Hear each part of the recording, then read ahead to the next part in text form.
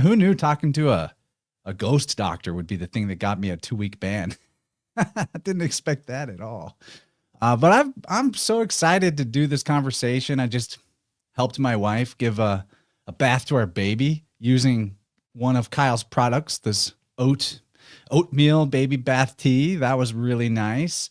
My job is to hold the toy and sing and dance so that the baby will not be too upset about all the uncomfortable scrubbing. That went really good. But man, I'm just excited to be back with the brothers, the Great Whiteboard Brotherhood. How you guys doing? What's up, So Chance? good. Happy to be here. I What's like up, everyone's fellas? green. Looking good. Yeah, man. Perfect You were work, going to get a fellas. pinch through the screen if you weren't wearing green. That's what I was saying before we went on. We could call this the Doctor Doom episode. Oh man, there's probably something there with the Green Man. So Kyle, why did you want to do this subject? You're the one that brought it to our lodge. Well, I have no idea what's going on with the Green Man, but I got snared, and somewhere along the way, as I'm just like in this research, following this path of the Green Man, I brought it up to you and I said, "Hey," or no, it was you texted me on the solstice, and you said that you found some of the updog that has yerba mate and holly, and I said, "Oh, that's the Holly King. That's one of the versions of the Green Man." And I'm drinking it right now. You sent me a text back that moment that said, "I was just reading the words Green Man in my research right now," and I was like, "I've been meaning to ask you." I'm just following this trail of synchronicities. And it was like, okay, there it is. It was literally one of those things where my eyes crossed over the word Green Man on my ebook as the text message notification drops down, and in the wall of text, I see the words Green Man. So it was like, Green Man, exact moment. So yeah, it's kind of a wild trip. And there's this, well, I guess one of my questions early on was like, who is the Green Man? What's going on here? And I've learned this story about, you ever heard about the Sufi or Arabic saint? Gosh, what's his name? Oh my gosh, Al-Qadir. So Al-Qadir is also known as the Verdant One, and he goes to meet Moses. So Moses is actually the smartest guy in the whole world, maybe ever, and of course, we know from like all of your work that Moses is also a stand-in for Messiah and Mercury. He is the Green Man. And but at the time, Moses was the most brilliant. He was trained by all of the priests for decades and decades of Egypt, and boastfully ask, "Is there anybody that can rival my intellect?" And they tell him about Al-Qadir, and he goes to meet Al-Qadir, and he's really troubled by his actions. And he's like, "Why'd you do this? Why did you do that?" And Al-Qadir represents the archetypical hermeneut. He is this a way shower that is a representation of the path of devotion. And at the time, Moses' arrival to him was the path of comprehending. So Moses is the mind, and Qadir is the heart. And so in answer to his questions, to Moses' questions, "Why are you doing that? This is crazy. I can't believe you're doing all this." He says, "I could tell you the reason why, but then on this path, we can no longer be." In other words, he's saying, if I tell you, we will be in the path of the mind, no longer be on this path of devotion and devotional heart. And so that's kind of like the whole thing I'm playing with the Green Man, is when I start to find that I'm falling into this cerebral space of pursuing whatever arrows and breadcrumbs of synchronicities this entity within myself is leaving, then it stops. So it's kind of like a heart path exploration. And from that, it's tied in so many veins of research, all the way back to the Garden of Eden, all the way up to the Jolly Green Giant and the Grinch who stole Christmas. And so there's just so much fun with the Green Man, lots of fun to unpack. And I'm super stoked to be talking about it today with the Great Whiteboard Brotherhood, the Great Green Board Brotherhood today. That's right. Awesome introduction. I love that whole path of the heart element to it. It's very much a shamanic thing. Like, you gotta just surf that line between focus and fuzziness if you want those epiphanies to really pop off and keep flowing. And you can't even really want the epiphanies. It's pure paradox. So I'm gonna kick it to you, PK. I'm sure that you've been doing your homework. You're a studious one. I've been doing a little bit of homework. I want to say I'm really happy to be here, and also that the Interverse podcast will rise again like the Green Man. So it will just take 2 weeks this time, right? Just 2 weeks. Just 2 weeks. I really like where you're going with that, Kyle. And I feel the same, that trying to reach this with the mind, it's like you almost get there but don't quite get there. And I think there's something to it. Where I was going with this, which I'd like to just speak on later, is sort of the self-consuming ness of this world, of the universe, of everything, that the whole life begets life sort of idea. I think that's really big with the Green Man and really hard to wrap your head around. And there's so many ways that one can kind of pursue that thought. You can even get, it's kind of obvious in the physical, with eating and consumption and just look at all life around you. And then there's also a mind, a psyche aspect to it as well, with the ego always wanting to be kind of self-consuming, this quest for knowledge that everyone's on. It's a never ending quest. There's no end to it. It's insatiable. So I'll end there, pass it on to Gabe. Big ups. I thought it was Wolverine. This is Gabe. That insatiable drive. I recently was meditating on the difference between the Promethean spirit and the Faustian spirit. And they're often conflated for one another. And when we just say simply that drive, that self-consuming drive to always improve and always, strive for one-upmanship of yourself, one-upping yourself at every chance. The Faustian spirit has more to do with like consumption, the inability to be done consuming and never being satiated, such that his final phrase when he loses, depending on if you're reading it through Goethean eyes or otherwise, when he loses the bet is when he says, "I'm satisfied, let this moment stay." And that's when he loses. And in a weird way, that's the Faustian bargain is compelled speech when it boils down to it. But then the Promethean spirit is something else, where it's like, oh, it's always in the future. It's always something in the future, and almost willful oblivion to the success of the past, and the great minds that we build upon. And I wanted to share. It just dawned on me as we started to broadcast. It's right there. It's a total anagram in the word Enneagram is a Green Man. It's a perfect anagram. Get out of here. It's right there. We're just now Amazing. noticing this. That's amazing. How do we not see that? Given the B, flip it around, and Vibe Rant, we can make an anagram for verdant. Yes, that's brilliant. Well, man, I think we can just hang up the call. We found the Enneagram. Well, we just need a placenta and we're done.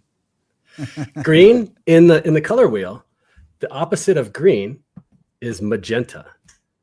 And So there's something. So in color theory, this is I want to preface everything here. I'm not an expert in color, nor am I an expert in the Green Man. I've been compelled over the last 2 months to look into this, and it's very, very exciting for me as an herbalist to have these eyes. So there's going to be some history and things that I say about this that are probably a little fumbly, especially when it comes to the colors. But from what I understand, there's colors that are given by light, and there's colors that are given by pigment. And so maybe on one way of saying it, or metaphorically, we could say the colors given by God, the spectrum of colors given by God as on high, and green being right in the middle, right here in our heart. And there's the colors that give rise from the earth and that which has decayed. And both of those, we'll find elements of Green Man in both of those. When we're talking about Pan and other types of, maybe even Carnunos, analogs to the Green Man, a lot of the animalistic mythologies having a relationship with that. But then there's this heavenly aspect, which is with the green. But either way, on the color wheel, you have green, and across from it, you have magenta. And in the light color wheel, when you combine two colors together, you get white. And on the pigment color wheel, when you combine two colors together, you get black. And so as I was thinking about this just last night, I was like, man, I have seen so much magenta lately in advertising, in like AI art. It's almost like a call signal of sorts. And it got my wheels turning in almost a defense of the Green Man. Like, is there something going on here with this almost like aromanic destruction of the green? I don't know. It was just something that I thought about pursuing. But anyway, that's the only thing I think about with the color. And what it gets replaced with in media is that sickly, like toxic green color. It's almost like practically neon. They love to seed any kind of news stories that are about sniffles or cooties of any sort. Right. Anything that they want you to believe is catching. It's like that band Poison. That's their color. So there's the poisoning of the well with green in media too. And I didn't even think we'd go into color theory here, but that's a super fascinating weave, especially the light versus pigment elements of color, the additive and subtractive methods of arriving at color. Super cool. Big time. I have been pondering very parallel to yourself, Kyle, the color theory of Newton versus the color theory of Goethe. And I think that these are two completely different ways to think of what color is. And I think we're kind of catching on to the Goethean color theory more so in these modern times. I think he's being proven to be more correct than what Newton put forward.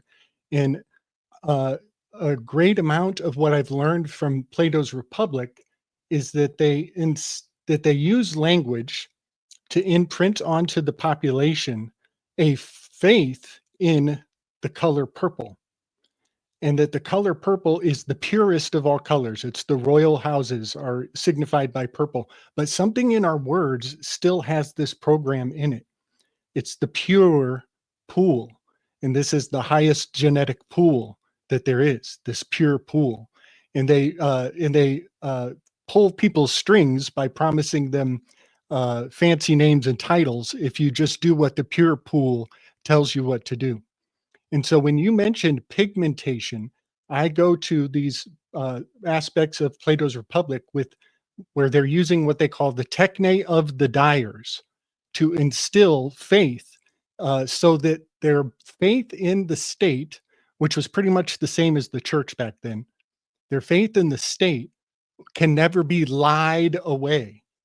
And we still have people who, no matter how many times they get lied to, they still believe in the state.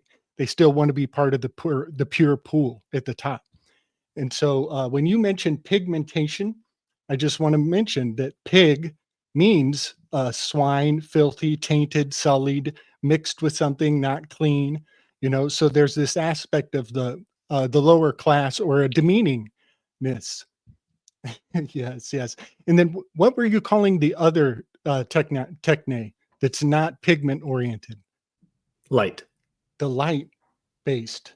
And I think that's Goethean. I think that's more Yes. Goethean, whereas Newton in the old technology was more pigmentation. I think And, you're right. and also, just a quick note, I have learned that the fashion industry gets signals on a regular calendar, almost like their own little weird holidays. The fashion industry. And February, which the word February has to do with fabrications, making things up. It's where the Fornax constellation and the chemistry set of the heavens is in February. That's a very important month. That's, I think, one of the first months where they tell everybody the quintessential colors for the fabrics of the fashion industry going forward. And this just seems like silly artsy stuff to us, but I'm here to tell y'all that these guys invest great amount of predictive fidelity to getting in stride with the color wheel of the year. I got to tell you this story about how I was snared by the Green Man originally. So our mutual friend Topher, back in the middle of November, he wrote to me a message and asked me. He sent me a YouTube video, which was this researcher that shows these Corinthian pillars, and Corinthian pillars, and on the top of the Corinthian pillars is this, yes, right here, is this plant that's identified as acanthus. And in this video, it goes on to talk about it's making an argument for the millennial reign of Christ, which is also very interesting. And you know, if we don't even have to go there to talk about the Green Man, but it's kind of fun to talk about. So this is what started my exploration on it, because he asked me if I knew anything about acanthus, and embarrassingly, I had no idea about acanthus. However, it is something that I use. It's something that my wife, who is the artist in our brand, uses all the time in our stylistic designs of our newsletters and our zines. Once you start to see the style of acanthus and the ways that it's portrayed, you'll see it everywhere. Like it's on the back of my chair right here, just as like an engraving of swirling, almost like paisley shaped leaves. And what's up, Mario? Hope to catch up with you soon. You're on my list, Mario. We got to get you back on a rant. Good to see you, man. Yeah, so acanthus is like the quintessential foliage decor design style, is what you're saying. Yeah, it's what I'm saying. But it's like one of the things that I thought was really strange. It was just like a flag to keep going into this realm was not.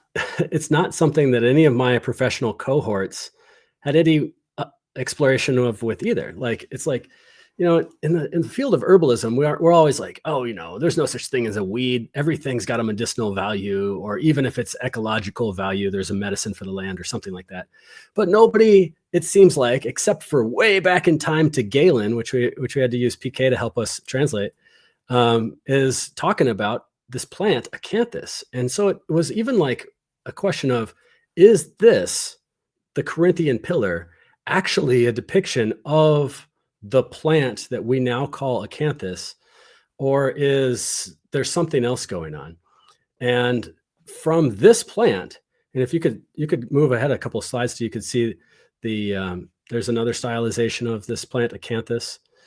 From this plant is where some of the most European, or I should say Central European-esque green men features come from. It has such a watery, like wavy spiral to it. Yeah. I was just about to say it's not that thorny. And when you look at the Greek, the translation is usually the 1-to-1 is thorn, you know, thorn or thorny. So it is very curious that this plant there doesn't appear to be thorns. The premise was, in this particular video was, okay, you'll find the word acanthus in Greek in the Genesis, where God cast out Adam and says, here's your curse. Your curse is the thorns of the earth, acanthus. And then again in Matthew, when Jesus is crowned with these thorns, acanthus. In other words, Jesus taking on the story of Jesus taking on the curse of the fallen man and overcoming it. Right. And so it's really interesting to think about too, is was this a plant? Was there a plant called acanthus, or that represented these, something that actually was a plant that had thorns and had berries that we're now calling something else for cover? That in the millennial reign of Christ, if that, was, if we're following this timeline of millennial reign of Christ, that Jesus cast away. It was like the spirit of the plant represented this form, and Jesus overcome the curse, and boom, the plant is gone. It's no longer there. But I'm really interested in how the green man, and how this particular plant represents also the green man and all the faces of the green man. How green man can also is something that's really carried forward through Christian iconography, and how it's represented with similar form and morphology throughout the other places that it's told. And so that's where I'm going in my mind as a Doctrine of Signatures guy that's looking at the morphology, like looking at the green man as if I'm looking at his Doctrine of Signatures. Like, what is up with the green man? What can he communicate to me by just looking at his features? And that's where I'm going with this, and that's where I've left off with the millennial reign of Christ and acanthus. But it's a really important plant when talking about the green man, is this mysterious thorny spiny plant, spine. It does the columns. PK brought this up in our chat too, with the spine, the columns, and Jesus would coming back as flesh and bone. And to me, that's really interesting, because he doesn't come back as flesh and blood. There's something that seems to be a theme going through a lot of the enlightened beings, in that their red blood may be replaced with something like a chlorophyll-like substance that is capable of permitting energy and through the light of the sun. That's just something else that I've been thinking Little about. green men from Mars. Yeah. No, but that's an interesting point. We hear these accounts of the ability to subsist on like sunlight only, sun gazing and all that. And in terms of the alchemical laboratory of our biology, the human being is kind of the container of everything, right? Like a fractal microcosm of the entire universe. When I see the word acanthus, though, I want to just hone in on right there in the middle of the word, can't. So can't is a kind of an out of usage term, but it's basically related. It basically means jargon, or like terms of art, but they also used to call it argo or argao, and it's basically like a secret language. So it's not exactly the same as, honestly, legalese and the way doctors talk is sort of a type of cant, but it's not as intentionally hidden and intentionally meant to mislead. It's just sort of over people's heads, but it comes down to us from probably Gaelic, the old Irish and Gaelic word caint or cant, meaning speech or talk. Also in Latin, you have the word for sing, cantare, possibly related to it. But why I'm bringing up cant and like the secret language is that, first of all, plants are themselves a secret language. If you know what you're looking at, there's an entire visual, all senses are being activated, and the plant is speaking to you about what its virtues are and what maybe its perils are as well. On top of that, though, the use in architecture, and especially like cathedrals, where the green man is so prevalent in medieval ages, could be that, maybe a stretch, but when I see this word cant and thus, it's like cant theos. I'm thinking of the secret language of God, and that maybe there's some kind of mystical synchromystical meaning behind the name of this plant that's indicating to us that what the priesthood originally was about was the secret of letters, secret of language, and that still is, but is kind of lost on people. It's the code. Right.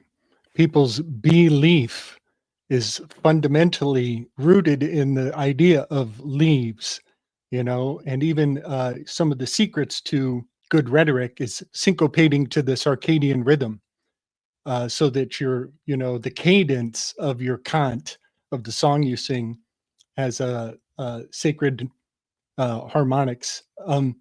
But I'm just realizing as I'm looking at this, I think I have a plant that fits this description here in my house. I've had it for years, and we always just called it the never die plant.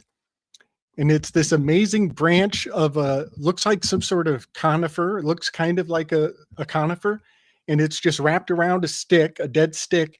And once a year, maybe, my kiddo will pour water on it, and it comes back to life. It turns green again, and it comes back to life, and then it withers and goes brown and dead like bones and flesh. But then when you pour water on it, it comes back to life. So I want to maybe hand this to you, Kyle, on your research trail. I think the technical name of this is Kalanchoa pinnata. Does that ring a bell? Kalanchoe pinnata. And this is commonly known as cathedral bells, air plant, life plant, miracle leaf, and the Goethe plant.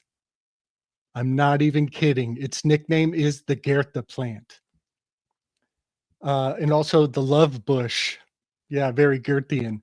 But yeah, and recently I was listening to some people like Giorgiani talking about crop circles and how they actually have measurements on the plants weeks before crop circles appear. The plants are giving off vibrations before the crop circle arrives.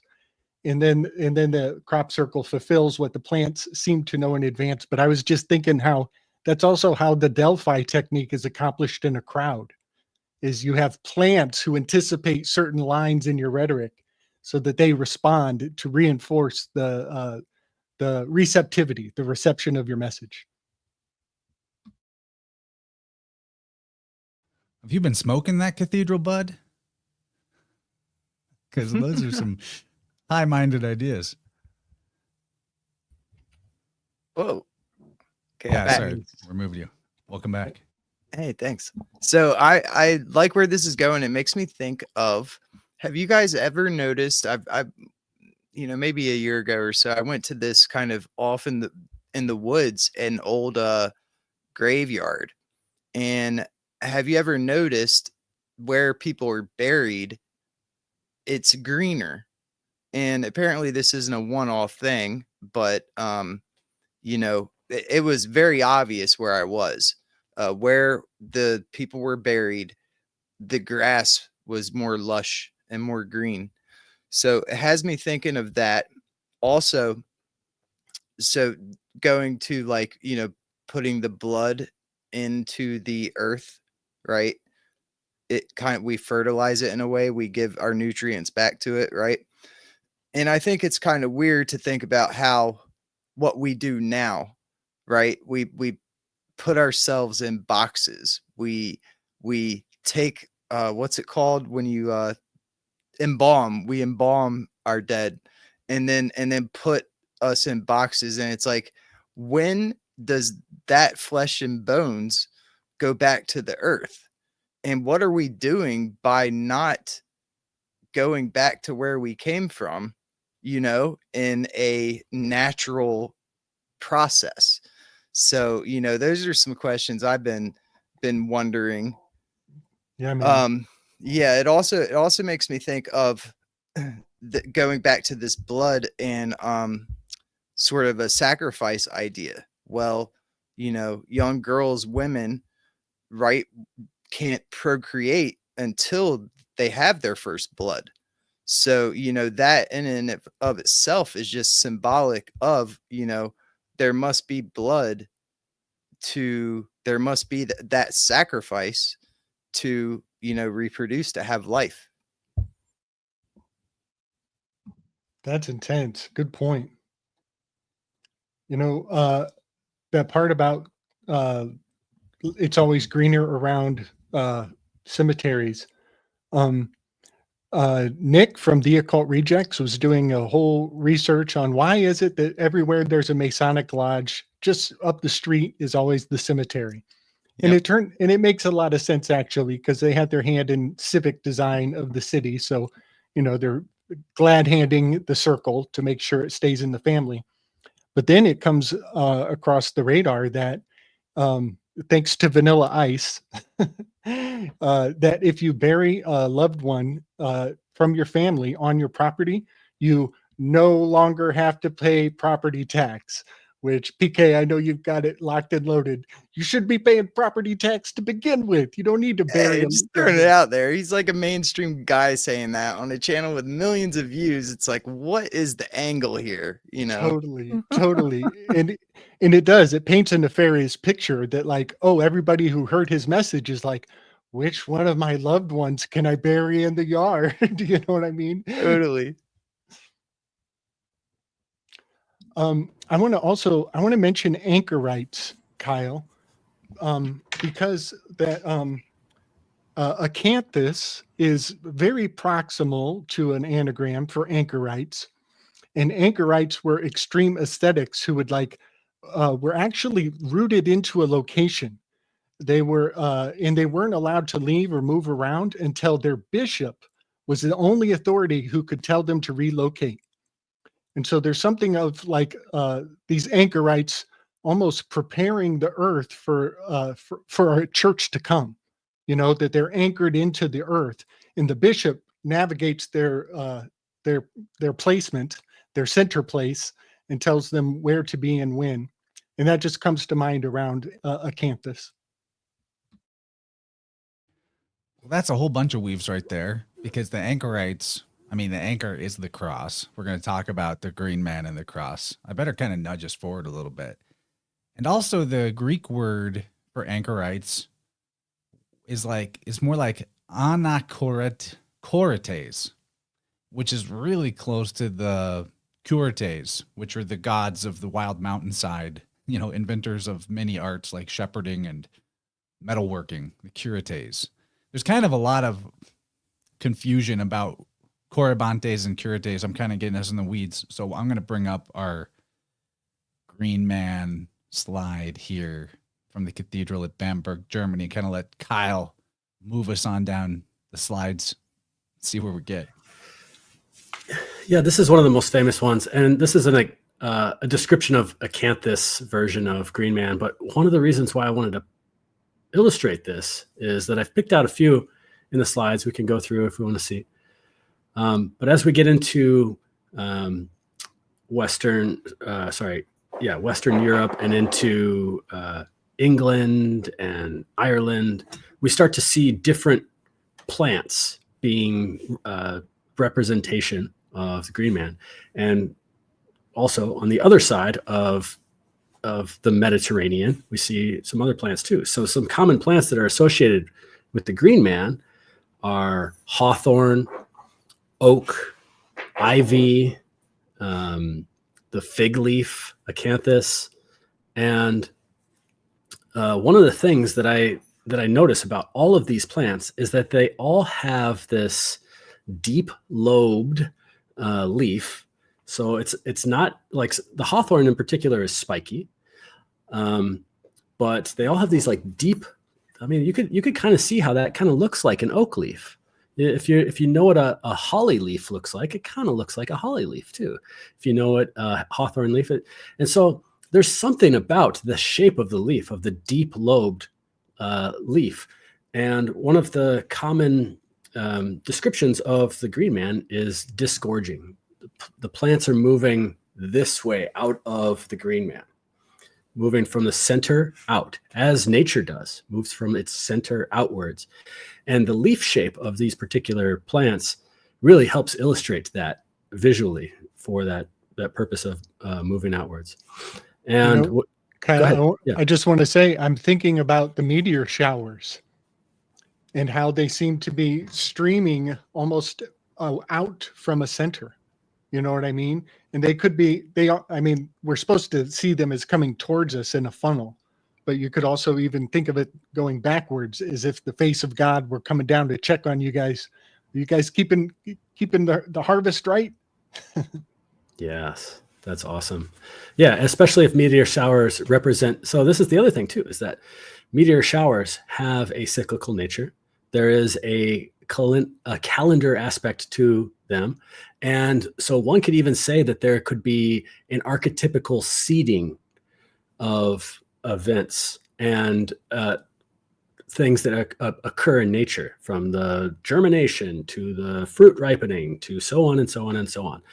And so one of the features that's often portrayed with the motif of the green man as a face is a plant that has this calendar-like representation that you could see and track. And I really like the idea of communing with the green man on my turf. Like, where's the green man in my yard? Finding a plant that I could say, like, wow, that really looks one way in the springtime and has all of these different features throughout the year, but I could still identify it throughout the year as all of these, and almost like the cycles of the green man. So the green man as a calendar from the young part of the year to right now, we're at the part of the year where the old green man, old holly man, the holly king, also in previous representations of Father Christmas, the precursor, the proto Santa, which was always green, carrying a tree, and with a laurels around his head, the wild man of the wilderness, and so on. When I see one thing I want to bring into the weave is when I see all these green men heads, that it's typically just the head that you see or the face. Lesser known cosmogony that comes down to us from Berosus. I think Alexander Polyhistor is the one who's citing Berosus when he tells this story, allegedly preserved at the Temple of Belus in Babylon, that in the beginning, or a beginning, because this is a cyclical cosmology, right? There was this goddess named Omoroka, and in the Chaldean language, Thalath, which sounds a lot like Thoth. If you do the swap the tau with a sigma, as is in Greek, you get Thalassa, the sea, but also might be interpreted as the moon. So Belus comes and cuts this mother of monsters in half because she's the sort of goddess of the chaos and the nighttime. And there's all these like weird hybrid, half animal, half man, mixture of animals, monsters that reside within her darkness. Belus comes, cuts her in half, forms the earth and the heavens from the two halves of her. And then I'm going to read this quote directly. The whole universe consisting of moisture and animals being continually generated therein, the deity above mentioned, Belus, took off his own head, upon which the other gods mixed the blood as it gushed out. There's that disgorging. And from thence formed men. On this account, it is that they are rational and partake in divine knowledge. Thus Belus, by whom they signify Jupiter, divided the darkness and separated the heavens from the earth and reduced the universe to order. So, this is the origin of the oracular heads, the fecundity heads, in my opinion. This is the oldest account I can find of something like that. And when I see these fertility green man heads, I'm thinking this is totally a Belus situation. Nice. The eye of Jupiter has been rapidly diminishing at a perceivable rate in our lifetime. I think over the past 10 years, it's just accelerated exponentially, which I find quite interesting in correspondence to the green value of the, cash is king. And then also they're going to migrate the North Pole. They're going to relocate it to Siberia. And Tesla is on the Siberian $100 bill. But yeah, all of these things are coming up in the near future. They're relocating the magnetic North Pole to Siberia soon. Whoa. Yeah, just some other depictions of Green Man from some sketchbooks. This is from 1230. Yeah, well, I think one of the things that I see when I see this acanthus stylization, not necessarily representing the plant, but I see, one of the things I also see is the Nagas from Hindu mythology, the serpentine snakes. Now, those aren't plants, but there is some sort of familiarity with the serpentine-like representations, what the serpents represent, as in keepers of the underworld, tenders of the cycle of continuing on under our feet, and the keepers of the wisdom. So I don't know. That's one of the things I thought about here. It's super placental. It's so super duper placental. Chance, can you flash the one in the Telegram that I sent? I think this is a good time because, like, we're looking at the kind of star shape of the leaf, maybe the one on the left. It's always fascinated me how, like, snow angels make natural Canadian leaves. But this is a weave I'm kind of cooking up on my channel. I've been cogitating on the Wicked. And I think it's a good correspondence to your Green Man vibes you've been picking up on, Kyle. Because in Wicked, they actually have valorized the witch. Much like Milton's Paradise Lost, we're going to hear the story from the antagonist's side, and it's always the antagonist always gets late representation once the culture is already settled in. Now it's time to shake the ant jar. So the witch ends up being the good guy in Wicked. And Galinda is we find out that she's a, typical backstabbing biap. So she's placental. Galinda is magenta colored. And Alphaba is black and green. And I'll just point out, February is Black History Month. February, Alphaba, fabricating. Galinda's name is an anagram for a legend. So we have a legend and a fable. We have a fable and a legend correspondent here. But I just real quick on the weave, wick is to absorb, much like we we're talking about the techne of the dyers, the pigmentation style. Maybe we could even say the Newtonian, which is interesting because the fabric goes again when it's wicking up the pigmentation. It's doing the opposite of gravity. It's defying gravity. When it picks up the pigmentation, it lifts it up. But yeah, and I just want to point out that wick is to absorb. ED is split tongue. This is serpent bite parias. This is split tongue language. To the male ear, we hear E period D period is the abbreviation for erectile dysfunction. Ladies hear something quite different. Ladies hear eating disorder.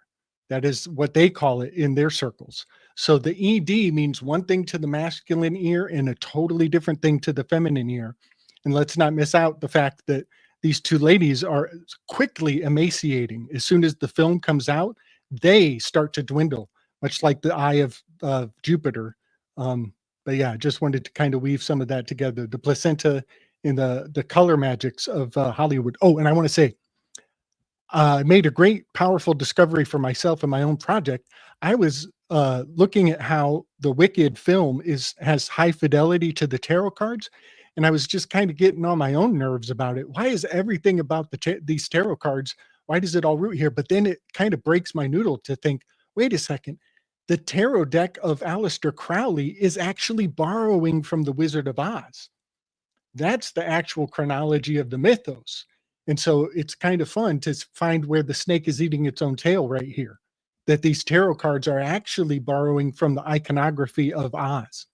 And so, yeah, those are some of the weaves I'm bringing forward.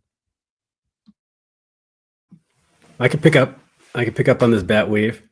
Because in shamanic herbalism, the bat spirit is the remedy for the antagonism of the bat spirit, which is, has to do with viral, blah, blah, blah, is the holly tree.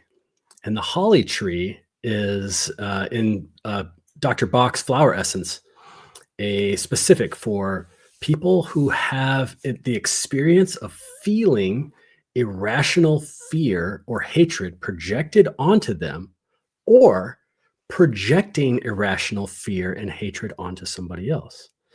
And where this occurs in the human biofield, as Chance knows too, is right behind the left shoulder blade, right where your wing would be, your left wing. And that's where our vulnerability to as the Native Americans would call the bat people, would be lodged in right there. Now, we can get into the. I mean, you're so on the money too, because like the bat is associated with vampirism, and what do people call that type of drain that is hitting that vulnerable behind the left shoulder point? The pit of despair, the left armpit. It's like energy vampire. Right? Yeah, man. Yes. And isn't it interesting that the holly leaf is shaped like, you can picture a holly leaf. I have one in the slides too. A holly leaf is shaped like Batman's bat symbol. When you see the halls decked with bounds of holly, there is a Celtic way of protecting our houses with, as if we are fortifying our houses, because bats, they eat the bloodsuckers too. So they also have an ecological way of preventing the bloodsuckers into our area as well. So holly medicine is something that strengthens that area of the heart. And it is in the wintertime when the green man is depicted as the holly king, this is the waxing sun. The holly king starts to take his mantle and make his way to the throne of being the holly king at around Samhain, or when the darkness starts to come. And that's because holly is a evergreen. You'll find it outside, and you'll also find it with its very Martian protective, pokey leaves and its red berries, as if it's thriving in the wintertime. And then, of course, as the year starts to wax again and the sun starts to wax again, the story goes back to the oak king. And it's always this vying of the oak king and the holly king, the oak king and the holly king, the oak king taking his crown and his mantle on the summer solstice, and the oak king representing the fecundity and life and youth and vigor and so on and so forth. But it's really interesting too, because oak leaves kind of look like, especially some of the oak leaves, the more pointed lobe ones look a lot like the holly leaf. But they're very, very different medicines. However, they're both integral to the heart space and healing the area of the heart, which is the green man. The holly representing kind of closing off a boundary to what we're vulnerable to, whereas the oak is the bound maker. It flex its big arms all across the savanna and makes so much space as a masculine boundary medicine. And so the oak, in my cosmology of the biofield and herbs, I put the holly right behind there and the oak right up here in the heart area. Love it. I want to mention that placental vulnerability spot. We've been buzzing on it a lot. We call it a lot of different things, but it blows my mind. Once we spoke about it as the person who's taking the hostage. It's also the X marks the spot on the fall equinox, is where the moon passes right over the shoulder of the Virgin.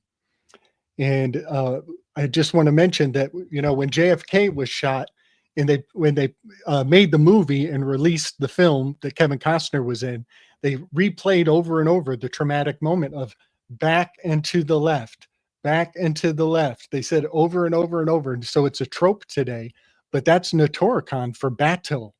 Battl is Battle. And so when you're talking about this vampiric energy back into the left on your shoulder, and everybody was one to run through a ritual to play that My scene over and God. over, it puts them in the placental, in the sweet spot for the, infantilization of the psyche. Wow. That's so awesome, man. That I is never, so awesome. I never in a million years thought of the JFK ritual as also intentionally targeting people's vulnerable zone in their biofield. But man, did it ever. It's Yeah. still being talked about all the time. No one can forget it. Yep. Bat tell. And that's what the Batman sign is, to tell Batman to get to work and come see the commissioner. And it also tells all the criminals they got about 30 minutes before Batman gets his debriefing, and then he's on the job. Yep. The bats, they can't see. They project their world through other means, of course, sonar, that type of thing. And they're hanging upside down. So there's an inversion and an illusion. And that's why bat medicine, Hollywood, all of these things, like you wouldn't be able to make the illusion and cast the narratives in any other place other than Hollywood. That's where it's meant to be. Despite the phrase blind as a bat, bats actually can see better than humans. Yeah, that is interesting conundrum. I always love to point out how Hollywood has a holiday. Clearly, Halloween is the holiday of Hollywood, to where all the kids dress up like the characters. All right, before I go into the Adam weaves here, PK, do you want to drop any gnosis on these variety of subjects we've been putting on? No, I think it might have to do with the atom weave, because you were mentioning 3 plants there, or 3 trees, right? You had the holly, the oak, and I forget the other one. But there was one about, there's 3 trees in this atom weave that the 3 seeds are said to spring up. And I'm looking for it now. If anyone knows in the chat, drop it. But I think it's like Cedar? Could be. Oh, you got it. Perfect. Cedar, pine, and Ash. and ash. Yes. Yep. Yeah. Okay. Cool. Yeah, we're good. We're in good company. Let's keep going. So, do you want to tell this mythology, Kyle? No, I learned this from PK. So, but it's perfect. So PK probably knows. Please drop it on us. I have a summary of it in my notes. It's new to me, but This is new to me. Like when I dropped it, it was new. So I read a little bit on it. I'll share what I have. So there's many different variations of it. This one book called History of the Rood, I think, gives the best examples, because it goes through all the different manuscripts that have like different variations of this story. And so, because I don't know much about it, I'll just drop the very, brief cliff notes that I have in my head. There, one story is with Seth. Now, Seth is one of 3 of Adam's children. He was said to be the replacement for Abel, right? So Seth, at the time of Adam's death, Seth asked this angel, the angel of mercy. So I think we're talking now Kabbalah trees, like, how you got Boaz and Joachim, right? So this relates to pillars and Temple of Solomon and all that stuff, staves. So he asked the angel of mercy if he could go back to paradise, to where the Garden of Eden, to where Adam is there, and I guess buried, not sure, or maybe he's not buried yet. But anyway, at first the angel denies him, and then at some point he's allowed back in, and there's in this varies again. One of the tellings, he places 3 seeds into Adam's mouth, of which then is said to spring 3 different trees. And this is what we just discussed: the cedar, the ash, and the pine. Now, this is where I don't know much. Maybe you guys can fill in. Yeah, I'll pick it up. So cool. Perfect. This tree, these 3 trees, the story goes that Moses came across these 3 trees and used some of it in his magic staff for finding water. So there it continues again. Also, Moses's magic staff has a lot to do with the idea of the Nehustan, or the brazen serpent, which is a type of a crucified savior. It's a snake on a pole. It's a forerunner of the idea of the crucified Jesus. And they say that's the same staff that David slayed the giant with. Yep. Yeah. And Gabriel's brought up before about the representation of Moses's magic staff having to do with the sine wave of the lunar standstill. I'll let him talk about that. But so anyway, the story goes that this tree just keeps coming up over and over throughout the Bible. This is something that Solomon found, and he's like, I'm going to build a temple, and I'm going to start with that tree right there. And so he has a worker cut down the tree, but magically, every time he goes to put the lumber into a place, it shrinks and it's too small, or it grows and it's too big. So he's like, dang it, what am I going to do with this awesome tree that that was disgorged from Adam's mouth, basically? So he decides to use it as a walkway across the stream, invites the Queen of Sheba, the Sibyl, to, hey, check out my awesome pad. This is going to be awesome. Queen of Sheba, come down. And she recognizes it right away as a symbol that will save the world, And so she decides not to cross over it, not to walk on it. And she walks through the stream as the story goes. Eventually it gets washed away and taken back to be placed in its original position where Adam was, which is buried at the hill of Golgotha. That's where Adam was buried. And it was placed there as the crucifix in which Jesus was crucified on.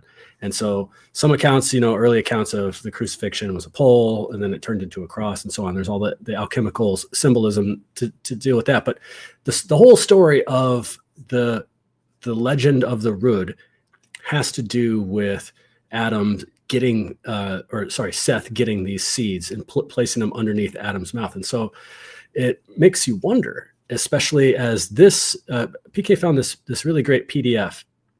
And in the narrative of the PDF, she's just labeling what she sees here, but she labels, instead of labeling this as a green man, she labels it as Adam being fed the 3 seeds of the tree of mercy. So it's almost like whoever presented this is making that assertion. And I think it's a really awesome way to look at the green man through this Christian mythology, or which could be, put on any type of mythology, which is first man giving as a sacrificial offering to the land or to all the generations to come. And it's his sacrifice or their sacrifice that we also take part in, and we could find in ourselves for the future and for the past. And also, going to the Garden of Eden to look for the tree of mercy is almost like a way of petitioning. Can my Father have permission to heal the past as well, and his past transgressions?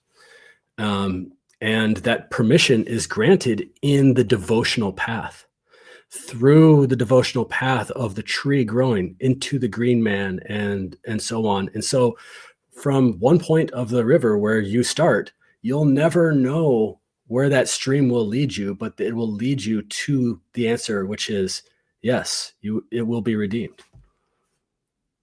So this is from the PDF that you just brought up. And I love the take that you just gave us for that, like a spiritual center to this legend. Here is an image, from the PDF you mentioned, pictures of the green man. And you see, this is Adam at the bottom with these trees growing out of him, and then Mary and the Christ child, like standing on the head. So to me, this is a really great artistic representation. And remember, the Masons who were creating these buildings, they were priests. Masonry and priesthood, and the secrets of sailing and navigation, these were all tied together. It was like one guild. They controlled and compartmentalized this information. So when we see Mary and Jesus standing on the head of Adam, and it's sprouting as if it's a seed, this is exactly like when you see any of the other gods, Aeon or Phanes or Mithras, standing on a stone or standing or emerging Brahma coming out of the cosmic egg. It's the same concept. So it really goes to show how before more modern times where Christian dogma has been like really sort of pruned back, you know, and whittled down and minimized and literalized, that it was kind of just perfectly obvious and well known, in my opinion, or at least to those who were initiated, that the idea of the great father or Kronos is synonymous with the earth itself. Hence the name Adam actually coming from the same word that means earth. And a lot of, you know, more modern theological takes on that are saying that it's because he was made from the dirt. But I go back to like the meaning of the word Adama in the old Ethiopian, meaning the whole earth. And I have more notes on this, but just off the top of my head, I have strong reason to believe that Adam meaning earth actually means like the whole earth, the entire earth. Because of course that is the father or mother of us all. And it's an androgynous entity. So another element to this is the savior, protagonos, son of God individual himself is said to be the reincarnation of Adam. And in whatever different version of the cycles, it's whether it's Manu from the Hindus or, you know, the Jesus himself in the Bible, the last incarnation of Adam, it's the same being regenerating in a cyclical fashion, just on a bigger scale, in the same way that the year regenerates itself. So to see Jesus and Mary coming off of the head of the green man who is Adam is telling us that like they are an extension of Adam. they are Adam. You know, Jesus and Mary together being kind of just like the male and female halves of this one being. They're singular androgyne, almost like Janus-esque deity in this depiction. I think it's so cool that this was dug up. I had no idea about this mythology of Adam and the three seeds. Like in the version of it I found from a book from the 1200s called The Golden Legend by Jacobus de Voragine. It's called a hagiography, so it's like a wisdom text. And in his version of it, they even call the seeds, they call them kernels, which is where we get the word Kronos, Krn.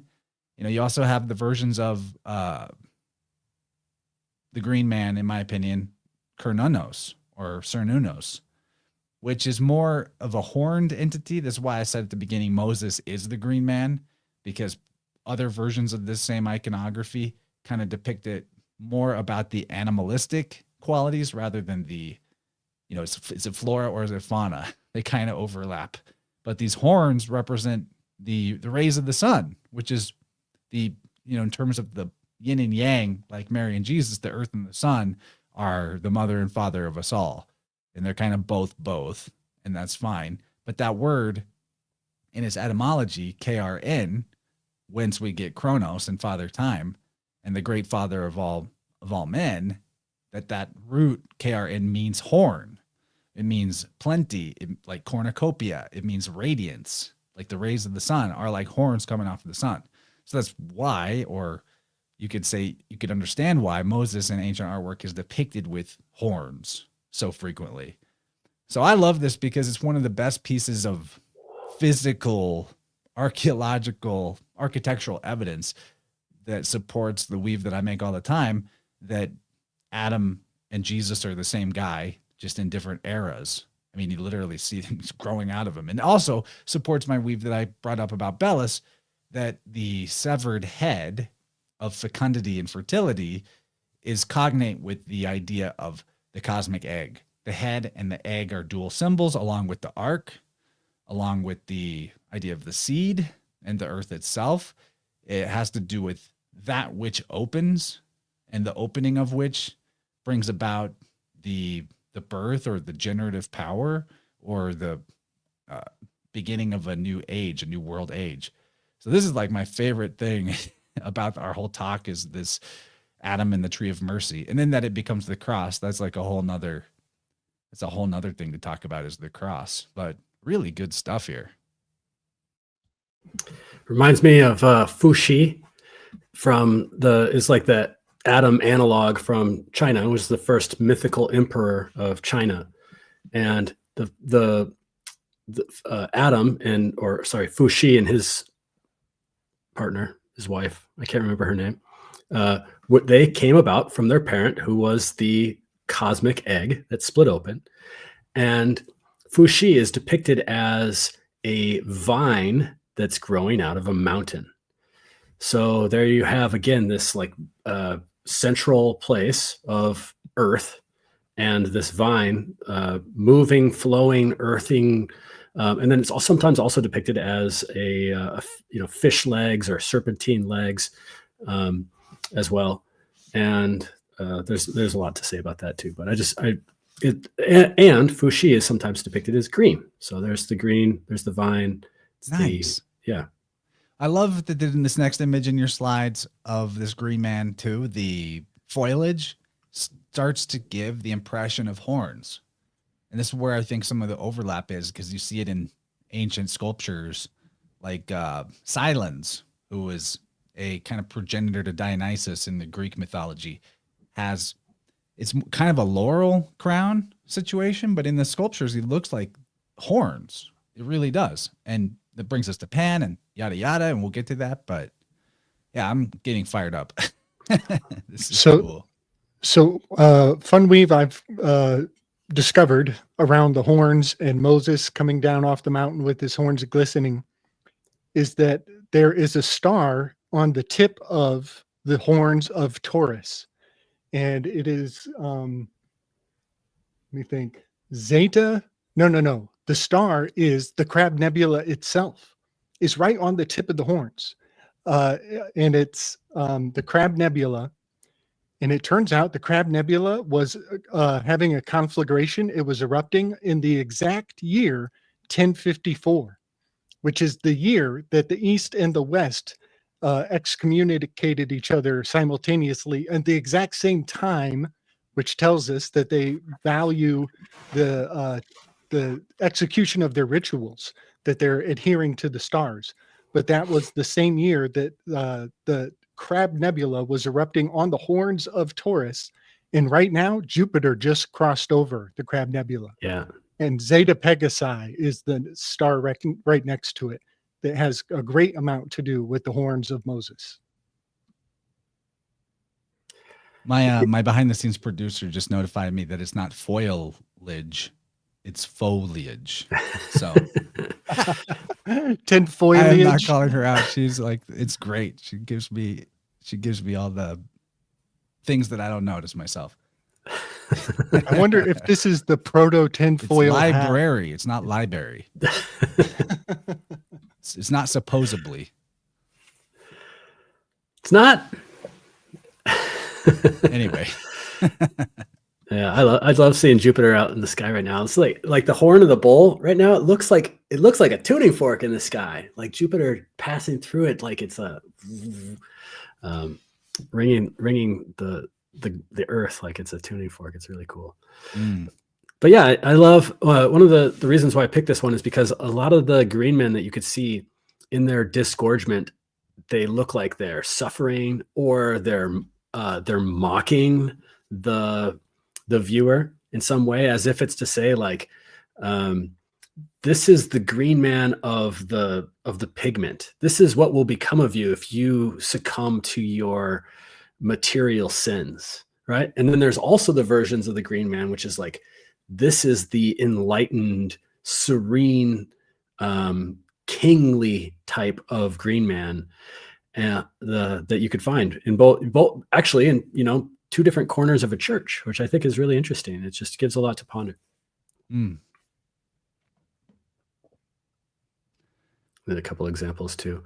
The one on the left has got hawthorn, and gosh, the face looks so familiar. Doesn't that look like somebody that you know from a movie or something? I'm just trying to put my hand on it, but I love this one. It's just the one on the left is just so ornate and You can see there's birds in there and there's berries. And so there's this harvest aspect.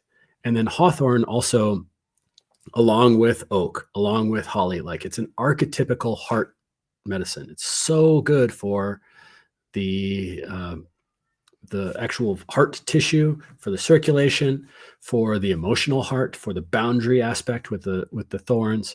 It's red. And then over here on the right side is a green man with the oak. And one of my esteemed teachers, Matthew Wood, who I heard that Chance is going to be interviewing. I'm so stoked for that. That's awesome. He talks about one time he was kind of shamanically like tuning into the hawthorn tree and asking the hawthorn. And the hawthorn tree replied to him that they are learning how to become the oak. And I always thought that always stuck with me, because the oak is such an old. It's like a symbol of old cycles, because it can grow. It grows big because it continues to die, and it continues to die, and it continues to come back, and it gets so big and so old. And the hawthorn has a similar morphology to it. It's very playful to think about spirits of plants competing to be like or influence one another.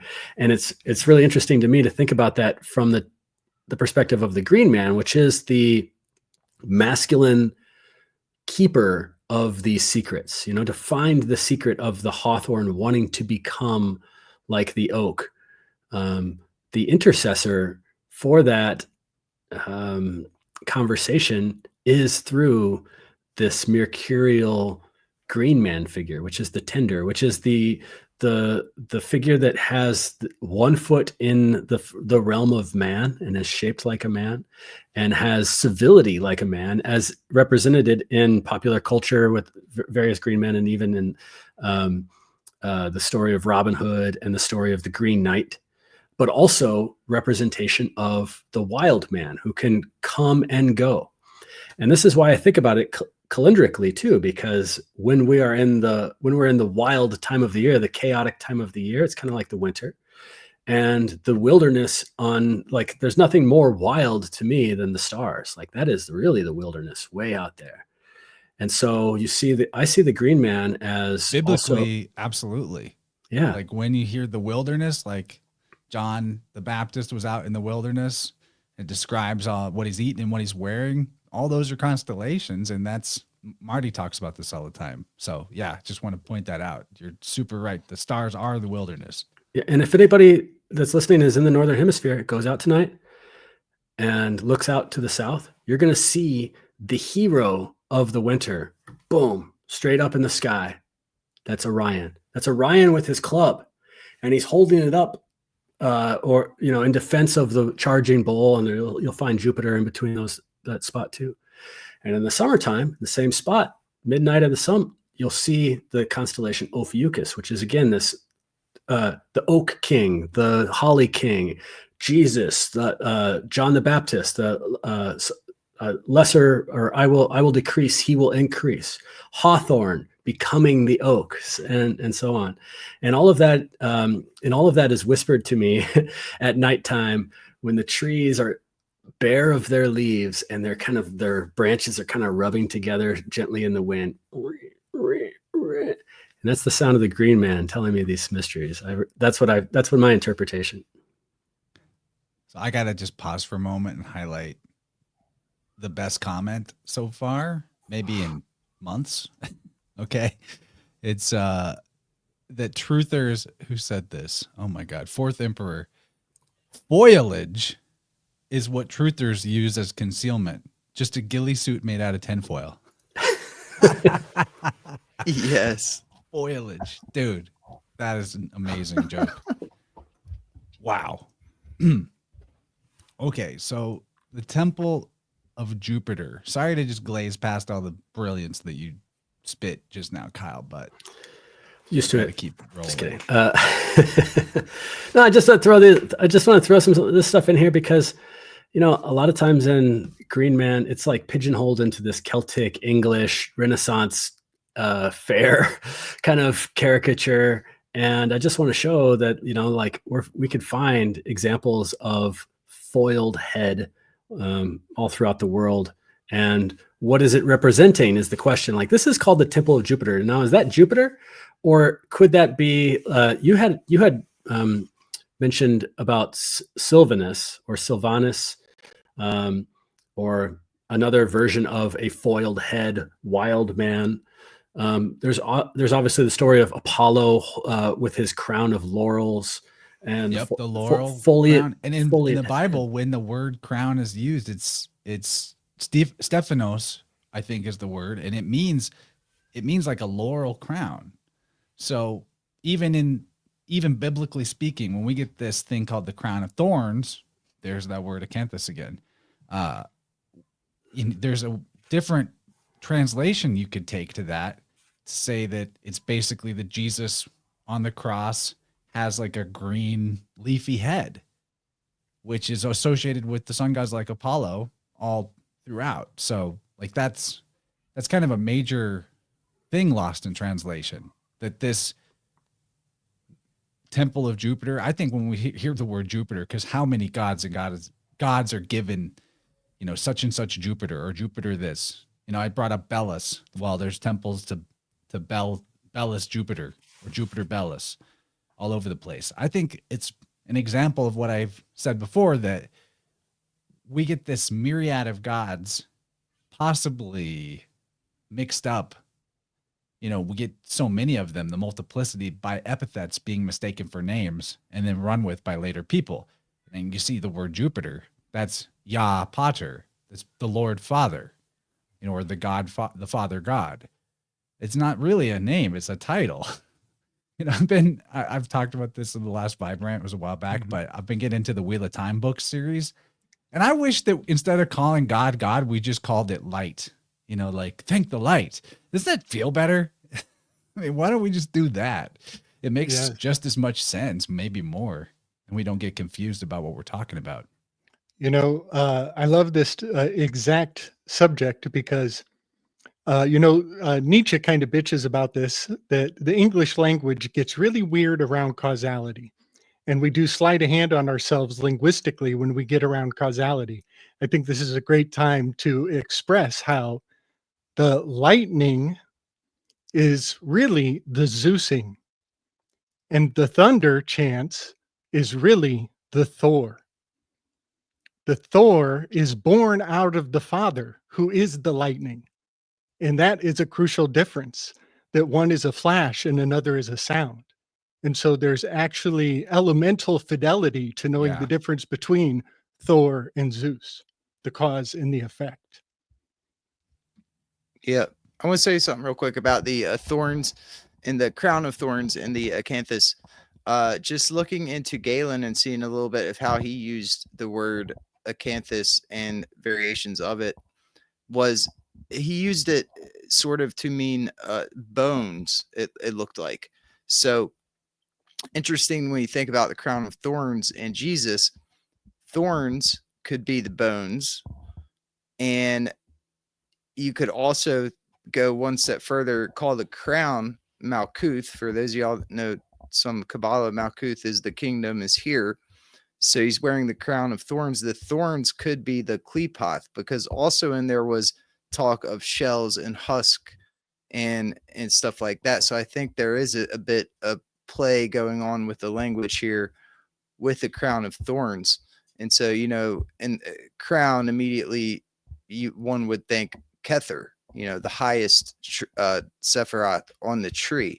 But if you look at it from the perspective of where we are, which is Malkuth, that would essentially be the crown of the klepoth of the thorns underneath.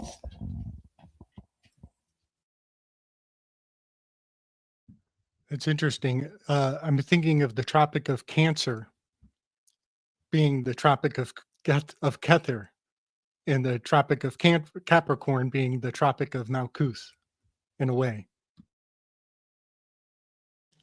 I'll just go through a couple of these foresty gods, because I see the chat kind of going there and we've been alluding to it. So there's not a lot of archaeological evidence of this Etruscan god Selvens, but Selvens is thought to be the god of woodlands and boundaries, including sacred boundaries. So that's you don't see a lot of foliage around this Selvens depiction, but when you see how the Romans ran with the character, you start to get more of that.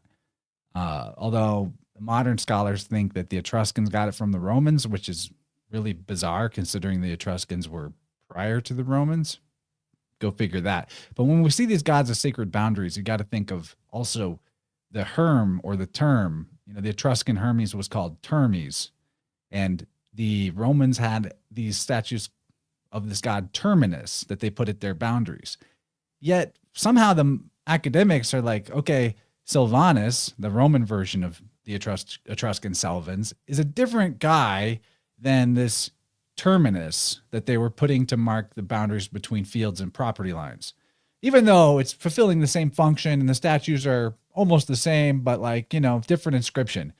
So you're basically saying, okay, because we're describing its function, that it's marking the terminus point, that must mean it's a different god called Terminus. It's crazy. It's crazy what the academics get up to.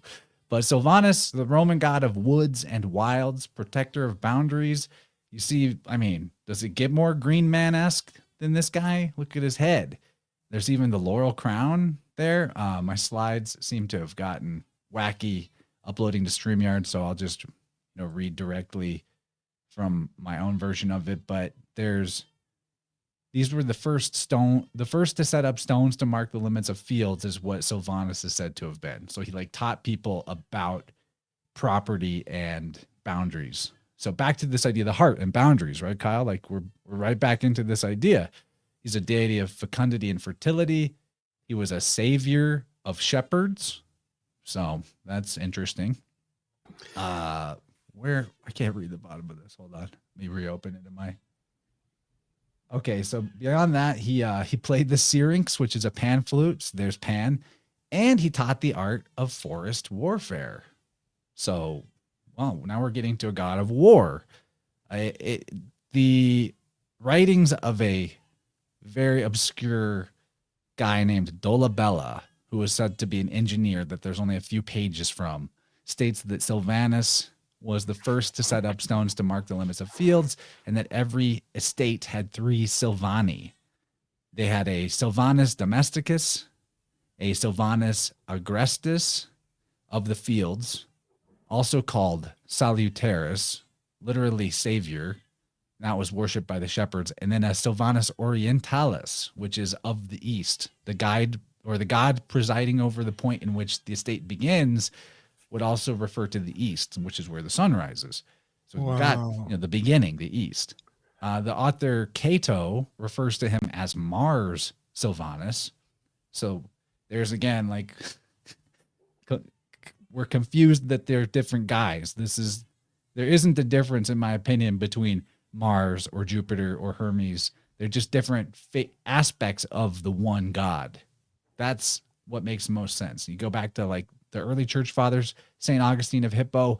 He's appealing to the pagans with this work, The City of God, trying to get them to convert to Christianity, saying, why risk worshiping only a few aspects of the one god? We all know that these different gods and goddesses that you have by the hundreds are just parts of one god, but it's a lot of work to remember all of them.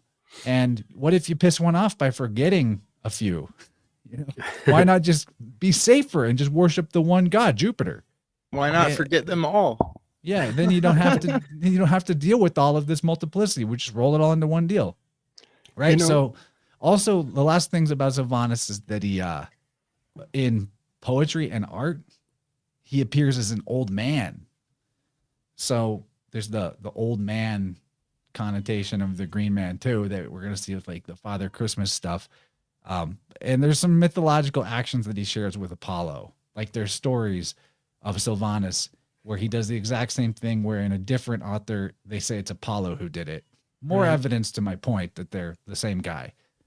I'm wondering, Chance, if the 3 indicators are correspondent to the 3 sections of the Social Security number.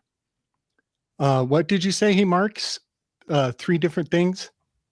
Yeah, let me get this pulled back up. It's the Sylvanus domesticus, Yep. the Sylvanus agrestis, and the Sylvanus orientalis. Yeah. So that's like the home, the fields, and the east, or the Yes. beginning of the estate. I think they're still observing these components in the segmenting of the Social Security numbers. I think the first is your place number, and then is something about your regional number, and then there's probably your file at Washington, the I 10 think by you're 10, right. the Check 10 by this out. 10. Yeah, Check this out. So me and my sister have the first same 6 Social Security, but we were born, like, she's 2 years older than me. that's We were it. born in the same hospital, but we share the first 6.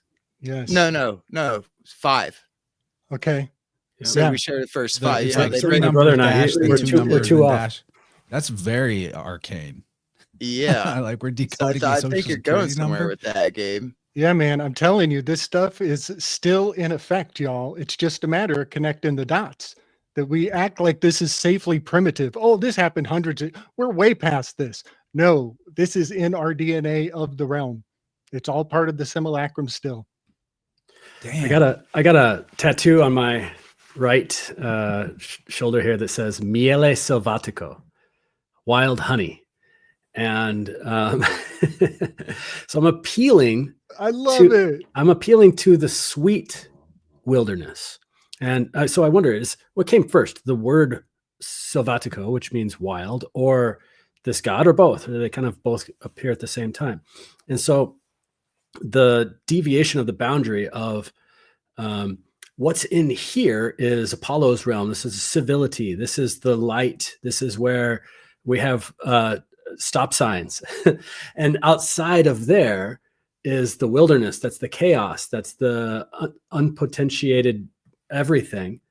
But we need a mediator, a guardian of this boundary. And that comes from Herm. That comes from this Sylvanus. I'm also thinking too about. Let me add too, real quick, Kyle. Yeah. The Sylv here of Sylvanus, we get modern interpretation referring to the forest or the wilderness, but that root, Sylv or salve, well, you know what a salve is. It's a healing agent. Yep. It's the same exact root as like Salvator, salvation. It means savior, basically. Now, with a little philology, you swap that L to an R and that V to a P, because V and B are interchangeable, B and P are interchangeable, and you get serp.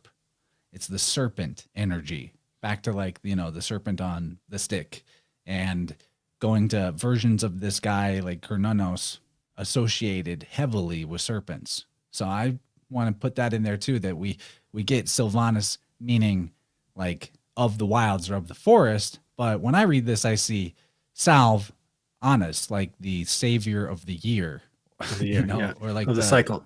The cycle, exactly.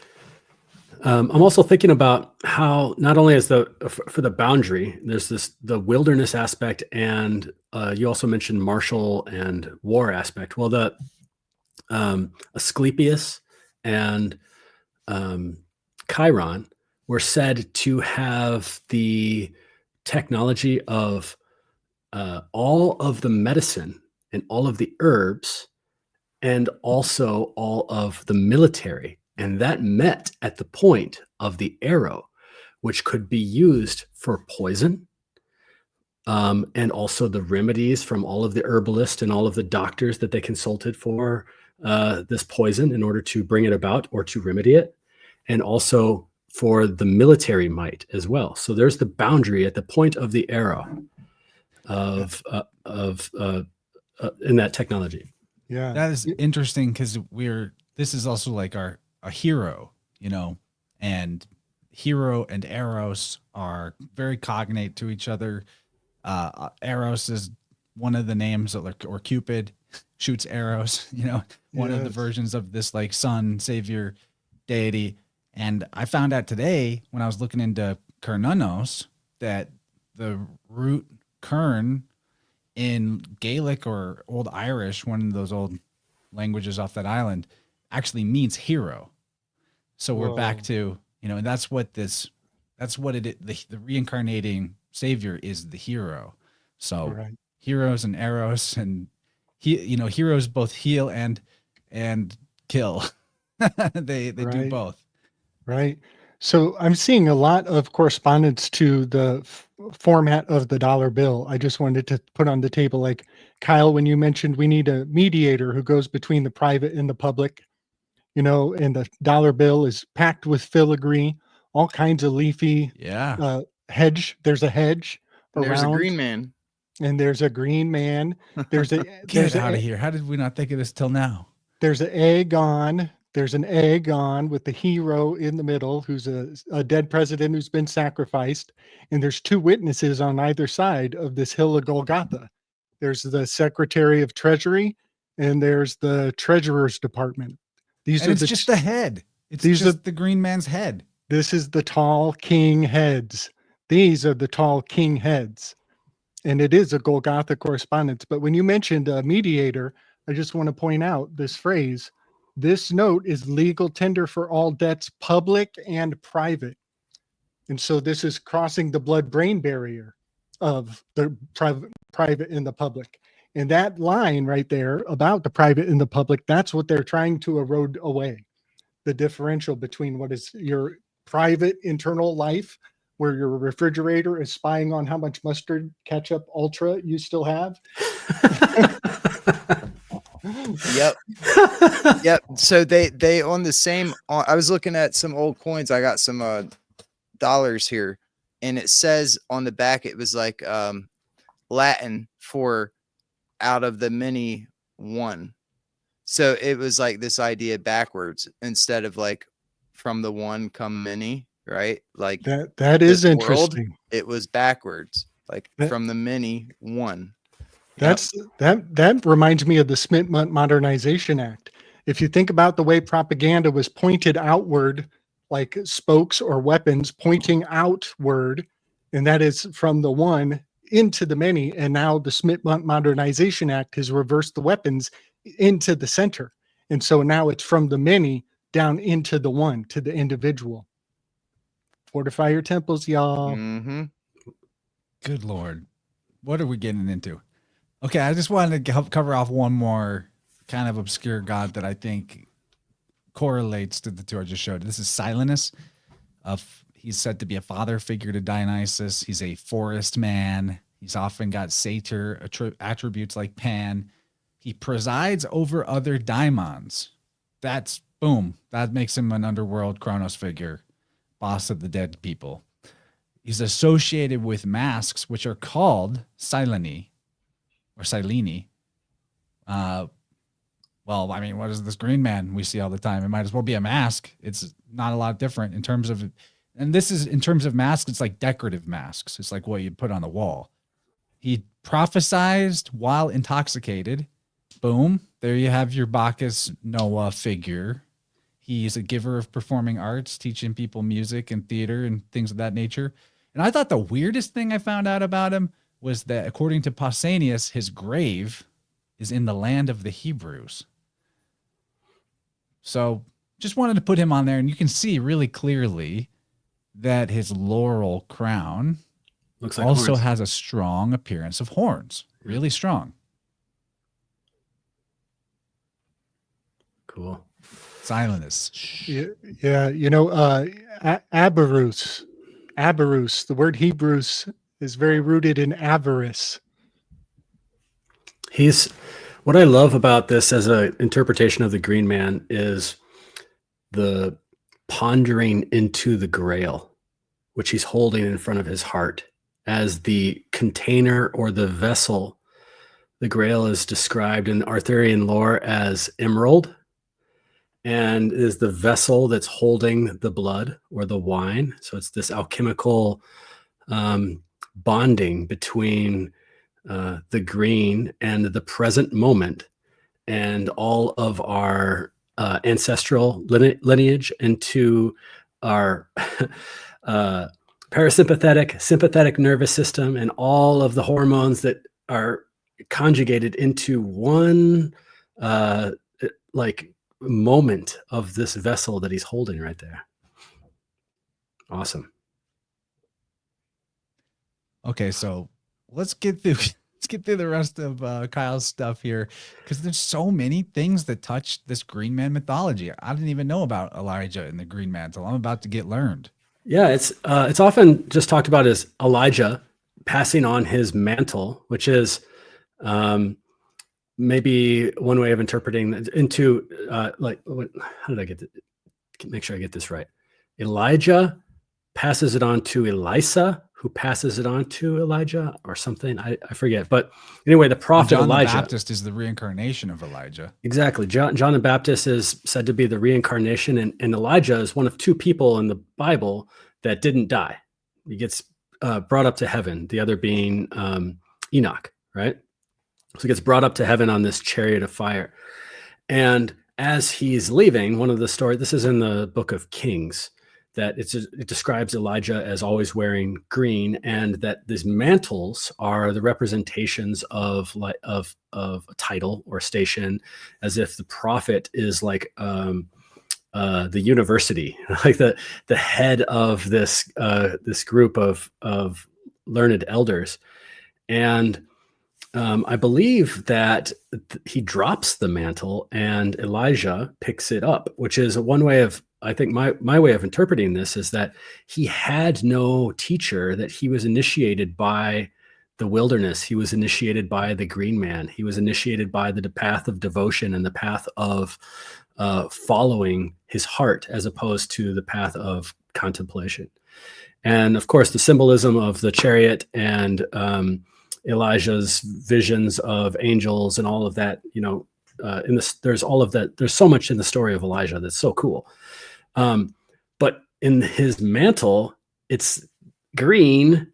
He's the Green Mantle. It's awesome. It's like, yeah, the Green Man making an appearance once again in the most in this fashion of connecting the pieces through the haziness out of the corner of your eye, instead of following fact by fact, step by step. That's what I see it. It's got a nice Viscera Pisces hiding out in the wheels there too. Oh yeah, it sure does. Little hidden almond. I mean, if we are not careful, we're going to spiral off into a whole tangent about Elijah. That he could be his own episode. So, but I love it. I love it. We're got a lot of deities to talk about. Yeah, Milarepa Sort of from a India. catalog here in the last 20 minutes. Yeah, this one came up on the Occult Rejects episode I just did. Somebody mentioned Milarepa, and apparently there's much to learn here. Yeah, and on my part too, it's Milarepa was a it's kind of like the story of he was an evil sorcerer or something like that, and turned into this great saint of Tibet. On some accounts, was Milarepa an actual person, or probably not. But the story goes that somebody who was looking for their own redemption went up into the mountains and was looking for the teacher, but stayed in the mountains for years and years, decades and decades, and subsisted primarily on nettles, so much so that he turned his skin green, and then eventually found enlightenment. And so that there's a Green Man. When I hear nettles, I think a lot of people, when they think about nettles, especially in the herbal circles, we think about the plant Urtica dioica, the stinging nettle plant, the one that's really familiar, that we have there's so much information and history on this plant, and I can identify it really quickly. But where this tied in to me with acanthus is that they might just be describing a feature of a plant instead of the actual stinging nettle. A plant that has spikes or creates some sort of unwanted, like itchy response. And Topher from Biocharisma mentioned to me once that plants that have spikes on them are bioresonators for the land. And so that they help all the other plants around the land grow. And the way that I see that in my mind is that they're like little antennas that take up etheric energy, and therefore can receive that or transmit that. And in the case of nettles, I've always thought that nettles, stinging nettles, are not taking the etheric energy, but taking the telluric energy, taking the energy from this current that's coming from the ground, and they're putting that little shock into the little tiny hypodermic syringe, because scientists have tried in vain to find out what is the concoction of chemicals that's in a stinging nettle sting that elicits the response, which is so healing, by the way. And they can't figure it out. And to me, because it's fire. Yes, it's not a chemical. Exactly. It's fire. It's simply that. It's fire that comes up from the earth. It's heart. It's bringing this fire up from the earth. And so the story to me of Milarepa subsisting on nettles is the story of a man, or a living man or not, subsisting on the telluric information and fire that is in the ground, and therefore finding enlightenment through that path. And then again, going back to Jesus coming back in flesh and bone and not flesh and blood, because there's one of the biggest secrets and mysteries in this world is, how does a plant take light and change it into sugar for energy through the color green? And I think that what we see here is an example of trying to tell us that these enlightened beings, not coming back with flesh and blood, but coming back with some sort of verdant, vibrant energy that is, built on the ground below, built on the ancestors, built from Adam and all the way up, and supplying that for the future as well. So I just realized we never talked about acanthus being called bear's breeches. And I thought of that because I saw in my Rumble chat there was a bear that commented and like, oh yeah, this is totally bear adjacent chat. Also, I gotta promote that the next Interverse episode, because you're talking about like this mystery of why the nettle sting has its properties. I brought back Steve Young, PhD physicist turned alchemist back on, and we had this huge discussion about the elements, the quintessential elements, and the honest science of the elemental chemistry, not periodic table elements, but getting to the sort of fractal blueprint that these elements actually demonstrate to us in the effectiveness and attributes of everything in the realm. So look out for that. I think you're really going to like that one, Kyle, especially as somebody that does what you do with the herbs, and that you have the take that you have, that it's like, we're not really going to get to the bottom of this by chemistry and by you're going to really like that one. So I had to promote that. That'll be next week. I'm super excited to put that out. It's really enlightening. Just going deep on something that maybe we all know on the surface, like earth, air, wind, fire, spirit, but taking it to truly like the next level deep into understanding. Oh, here's Al-Qadir again. And he's standing on a fish. Holy crap. That's the same symbolism as standing on the egg. Or it's the fish that opens to let Jonah out. Jonah, by the way, Yuna means dove. What happens when the ark is ready to be disembarked from and the ark is ready to open? Is Noah lets a dove go, right? So Yona in Hebrew means dove, and the fish opens its mouth and the dove comes out, and that means that the dark night of the soul is over, and he can go on towards his enlightenment and towards his true mission or true purpose and get out of his dark night of the soul. So anyway, there's a lot of Venus turning into a fish to escape like a deluge or a cataclysm in different mythologies as well. I'm super glad this image is here to show that, the head, the severed head, the egg, the stone, the ark, these are all, and the fish, these are all symbols that correspond to the same thing. It's the opening. It's the opening of the generative power to kickstart the next cycle and bring fecundity in life. Cool. Yeah, I don't have anything else to say other than, what we opened with the verdant one and Moses, other than this being a version of Green Man in Arabic circles. And yeah, there you have it. This was Prince Charles' coronation invitation to become King Charles. This was on the bottom of the invitation. So knowing, the royal family, there's probably some really cool things if you like put. Wow, so that's like right now. That's like current. Yeah, this is like from last year, or earlier this year, or last year. Yeah. What kind of leaves do you recognize here? This is okay. So coming right out of the mouth are ivy, and then coming out of the eyes are oak, and then you'll see some strawberry leaves, which are kind of like the half, kind of like more fuzzy ones, a little bit more in the periphery. You have some thistles coming up. You have the oaks on the edge there, and then there's some hawthorn leaves in the mix there. We have the tulips, which I think is really interesting. Maybe that has a connection with Dutch lineage. And then the white flowers around the crown are hawthorn flowers. And then the red flowers with the white in the center are the Tudor rose, which we'll also see on the death card number 13. This is what I mean about plants being a language. That's why I brought up the cant in acanthus, because I look at this and I might be able to pick out a couple things, but I mostly just see like foliage.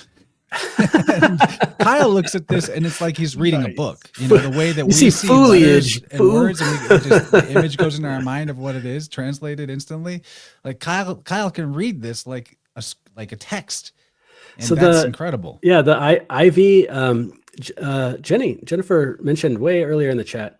Hey, what's up, Michelle? About ivy having a representation with the sacred feminine, and holly representing the sacred masculine in the later part of the year. And we'll find that in representations of Om language as well, and the calendar of the Om and so on, that ivy actually is over the sign of, like, in the time of the year that that in sidereal astrology Ophiuchus would be in. I always think of ivy and vines as Ophiucan, and I think that's really cool. So and then ivy is kind of soft, but it's also an evergreen, and holly is got the jaggedness, so it's that male marriage of masculine and feminine, and it's also evergreen. But what we see is the holly kind of faded in the back. If you see the holly like towards the back, it's like more faded, so it's almost like showing that like it's more emphasis is on the spring, on the early part of the year, on the birth with the strawberry leaves, as opposed to the later part of the year. What do you make of the top middle there? I guess there are acorns on the left and right at the bottom. What is that on the thorns? Yeah, I mean, I think that's kind of like an acorn, but it definitely has some like omphalos action going on, center of the world. Look, and there's the thorn, there's the crown, there's like the hawthorns. It's like a crown of thorns. One thing that comes to my mind with the metaphor that, Kyle can actually read this like a book. I ponder that a lot of these are also heraldry on family crests, and an invitation from King Charles for these royal families to come from far and wide and go along for a ceremony.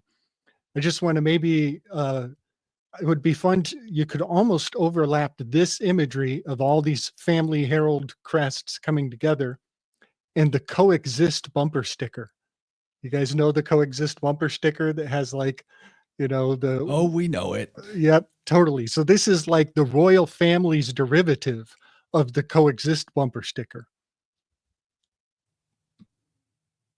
Okay, I'm just gonna keep sliding. Yeah, you could keep sliding through it too. I just put these in here just so you could see examples of plants that kind of look like, that have the same kind of morphology as the acanthus, and would be representations of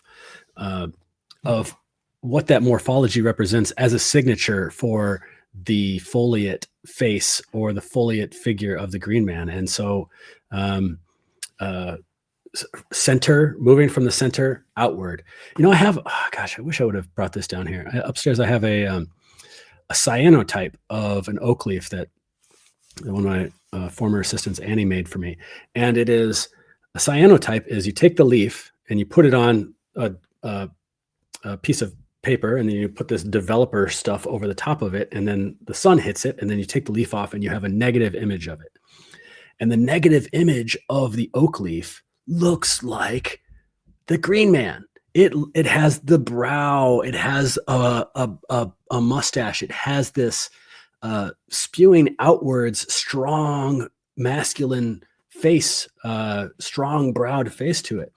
So I wish I would have brought that down, but I wonder if you could just play with it in your mind, making the negative space, making that oak leaf go away and turning it into the negative space and seeing that for yourself. So I see in these leaves actually that type of visage, that mask, if you will, that persona in the leaf itself. And all of the plants that we talked about that have a representation of the oak, of the green man, have a special place in medica materia for heart remedies.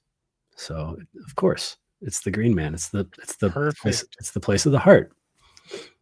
Yeah, like nature is the teacher, and it's a language. And I think that's a good, like, all of this conversation really points towards the possibility that language itself, letters themselves, are somehow derived from the knowledge of plants, the language of plants. I think so. I mean, I think there's definitely a there.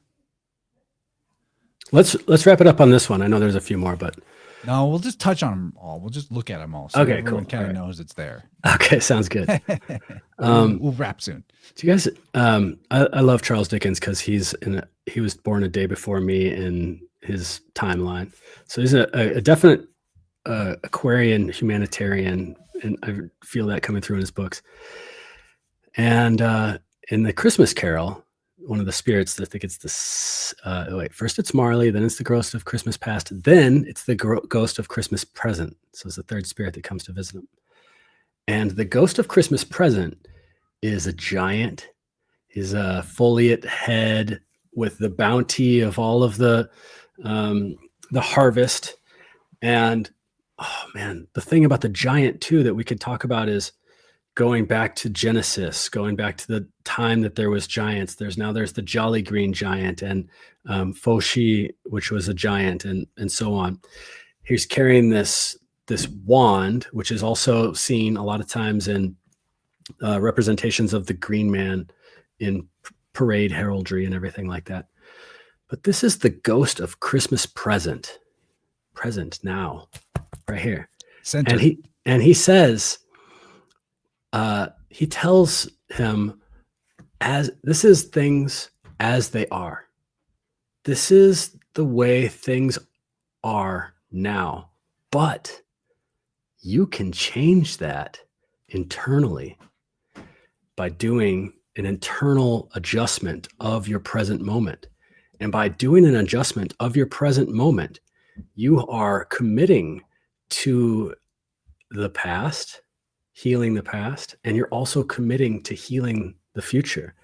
And so the ghost of Christmas present as a green man is also saying some of the things that, I think this is one of the secrets of Elijah being John the Baptist in the reincarnation.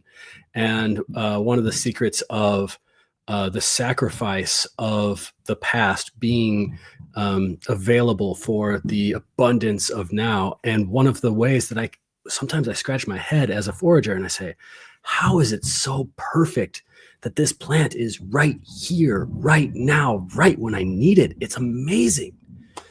It's amazing. The power of the path of the green, the verdant path of the green. And so I like to tie this in with Saint Hildegard von Bingen from the Middle Ages, who always talked about this philosophy of veriditas, which is kind of like a combination of verdant and truth. And she talks about it's God's freshness. It's the revival of the spirit. And the way that she sees it in her mind is that it's like a contrast of this greening power to the drying power of sin. So sin is what dries you up, and it dries up a culture, and it makes it so that cultures can no longer create.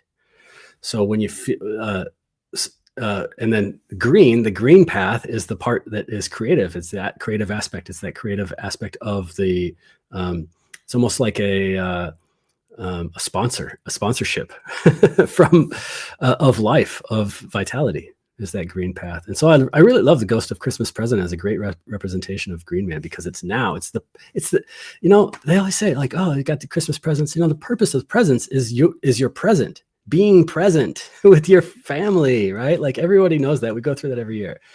And that's what I love about that, is that we can heal each other's lives by being present with each other at Christmas time, but also with ourselves when we go within and we look for the God within us that's close to this. This is the other thing too. This is the trap about the Green Man. The Messiah of the Green Man is, I want to go out there and find him. I want to look for him. Where is he? He's on the side of the building. I want to chase for the Green Man. And we're talking about an essence that's found within ourselves. You know, this is the path that's within, and this is where God is closest to us. Is right here towards the center, where everything disgorges out from. Yeah, buddy. This is why I like you, Kyle. These weaves are just so uplifting and resonant. So good. Yeah, man. Thank you for bringing this to us. Totally. I want to give an example where I think I saw this presencing, giving a healing opportunity. You know, my over the holidays, my matriarchs are always very stressed out about taking care of their matriarch. My grandmother is, she just had her 95th birthday. And I find that her daughters, they struggle with providing for her in so many ways. And I just had a fun suggestion that I think is going to provide for my grandmother. And, you know, I just was telling my aunts, I think what grandma really wants is for somebody to just listen to her complaints and agree with her that it sucks. You don't That's what all women want. You don't have to promise to fix it. There's no need. There's no joinder to resolution. It's just to be present with her in the fact that, yeah, that does suck. I see what you're saying. And any worry about the future is, hey, I'll be here for you when that happens. You know what I mean? And so that is the presence that I think my grandmother is seeking from her daughters. And that was the advice I gave her, that people just want you to be there with them. When you say this, that, and the other thing is my problem in life, you can almost fix everything by just saying, I see that. I see the same way you see. Yeah, and it actually fits really nice into the previous weaves about the vulnerable zone behind the left shoulder of the biofield, that, you know, with energy sucking people or people with difficult emotional states that feel like it hurts us to be around, or that is, you know, we try to avoid. There's a confusion, what I've found doing the tuning work, that I used to have this confusion around boundaries, that the proper way to have boundaries is that, like, you cut the negative people out of your life, or you ignore or avoid, you know, avoidance, denial. You avoid and deny when people are in those states, or you try to fix or change them out of those states. And when you understand that this is heart energy we're dealing with, including the sorrow element, then it's a denial of heart energy that is taking place when you try to fix, avoid, or deny, or cut out the people that are in those, you know, states energetically and emotionally. So oddly enough, to our ears who have been trained this way, is that the best protection against negative emotions in other people is accepting that it's that way. Just be like, it's okay that you feel that way. I accept that this is how you are right now. And that's what gives you the boundary of protection, is the acceptance. Believe it or not. It's the witness, and like, you're giving the okay to it. You're like, yep, it's fine that this is that way. Because in the opposite sense, when you're saying, I can't be around you right now, your sadness is bumming me out. That's you being vulnerable to it. So that's actually, you think that you have a boundary by avoiding, but actually it's the opposite. You're porous. You're vulnerable. So the real boundary, the real protection is being like, yep, that's fine. It's fine. I see you. You know what I mean? I'm starting to think of this what are we going to call this thing over the left shoulder? Whatever it is, The pit of despair. the pit of despair. It's the left armpit, really. It's not so much old. I mean, it's kind of over the shoulder. Just more maybe in the armpit shoulder Okay. region.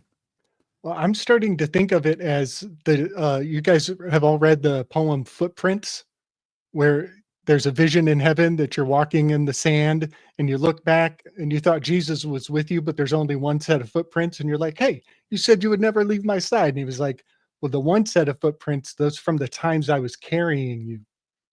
I'm starting to think that that's kind of what this presence over the shoulder might be, and we fulfill that for each other so often.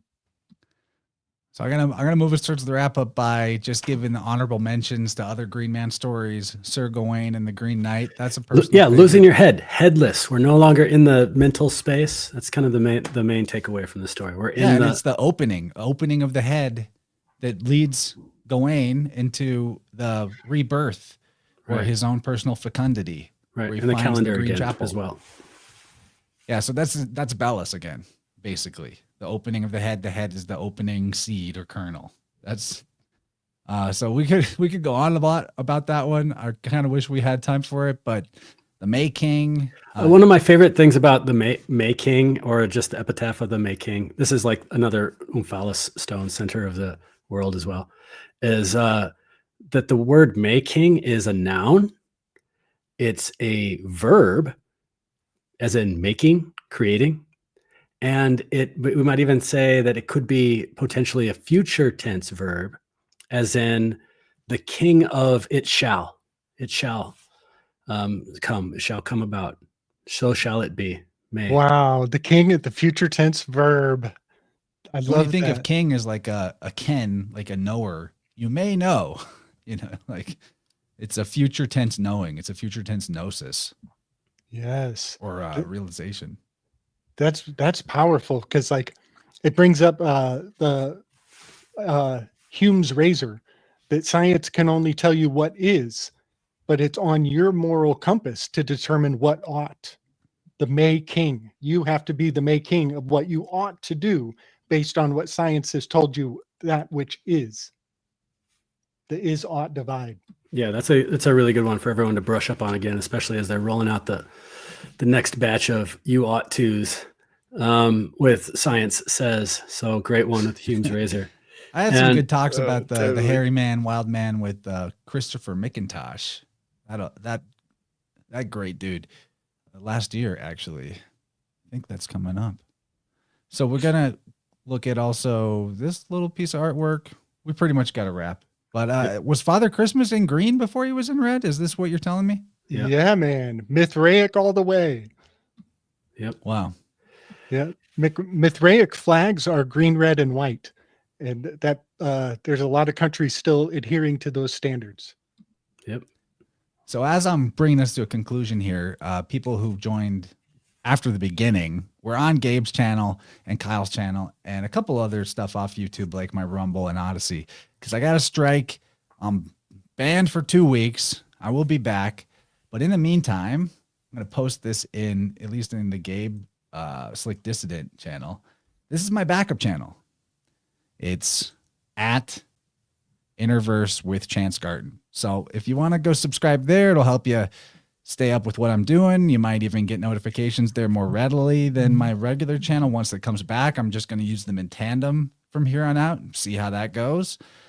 Also, there's something fun I'm going to play here.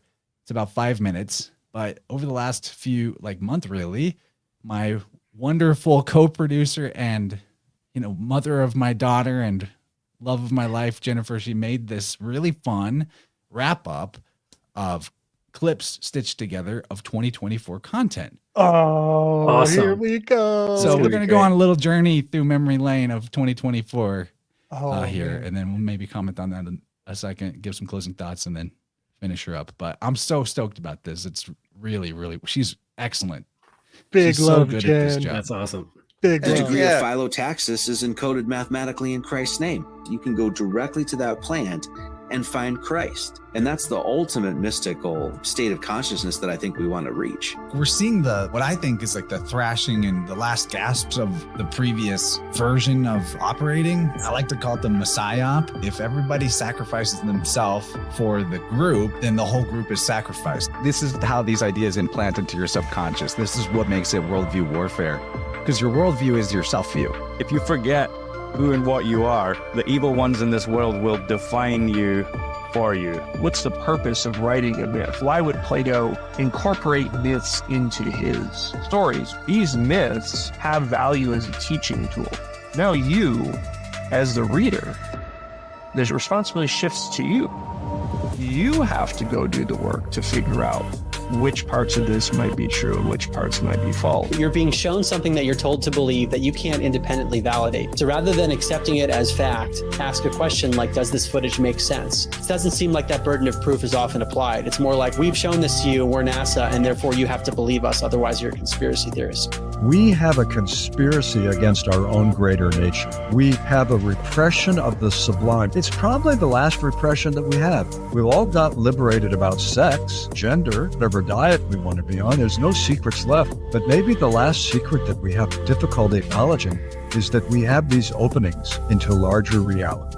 Mason in the tuxedo with the tarot cards showing the truth of it. And in the song, they're talking about don't fear the reaper. In other words, don't fear the cycles of Saturn. The wind isn't afraid of it. Nature's not afraid of it. Take my hand and don't be afraid of the cycles of life and death. Are you linked to this somehow? Are you related to the Bidens? Because what is a Doom Court if not a Biden?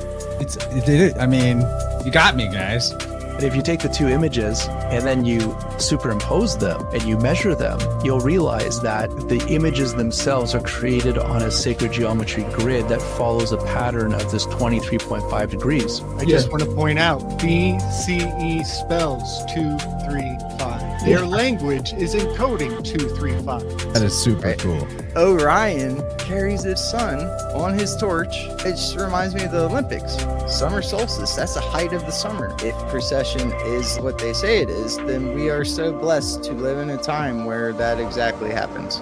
Open ourselves up to see which plant is volunteering or what message maybe there is with just the plants that are right there next to us, always supporting us. Should we tell them? Yeah, because happened to have like a bun in the oven too. Been pregnant this whole time. Appreciate the life that you steward. Like, you're just stewarding this story, this life, this tapestry. You can weave within it, but this is something to take care of, not something to just take control of. Give thanks and praise. You want men of knowledge? You want to rear men of knowledge? You got to be in charge of their education. No matter what the symptoms are, no matter what the condition is, there's usually something underneath that is trauma related. We're held in a space of fear that we just don't need to be. We don't have to live in fear of the way our body works. We don't have to live in fear of these invisible enemies. We have a protective elixir produced by the mouth and the body to keep our gums and teeth safe, and it's called saliva. We really need to treasure it and protect it. There's actually a protective nature to alcohol as well. After Perseus beheads Medusa, it is used as a shield. So alcohol is actually protective in nature if we use it consciously. Magic itself is neither good nor evil. It's just a force. At the deepest level of ourselves, we're connected to the whole universe. What the French magician Eliphas Lévy called the astral light. Most magical moment of all time for me personally, I was able to keep my hands underneath and catch this baby on the way out. Wow. What? Incredible thing. It's a beautiful system. Nothing to be afraid of. It's all astronomical. We're not here to disempower you. We're here to empower you. Everything emanates an electromagnetic frequency, and the heart has the ability to entrain with other electromagnetic fields. We can learn about the plants from the plants. I would say it's like an exercise in consciousness. Well, actually, I think this conversation's been a bit heady. Well, that's how we do it. This is not the 101 class. You're talking to the This is not the 101 class. No, sir. Next thing you know, it's been scrubbed from the internet. As usual, our man's got his finger on the pulse. I'm excited to get down with the slickness, as Kabir said in the chat here. Wow, man.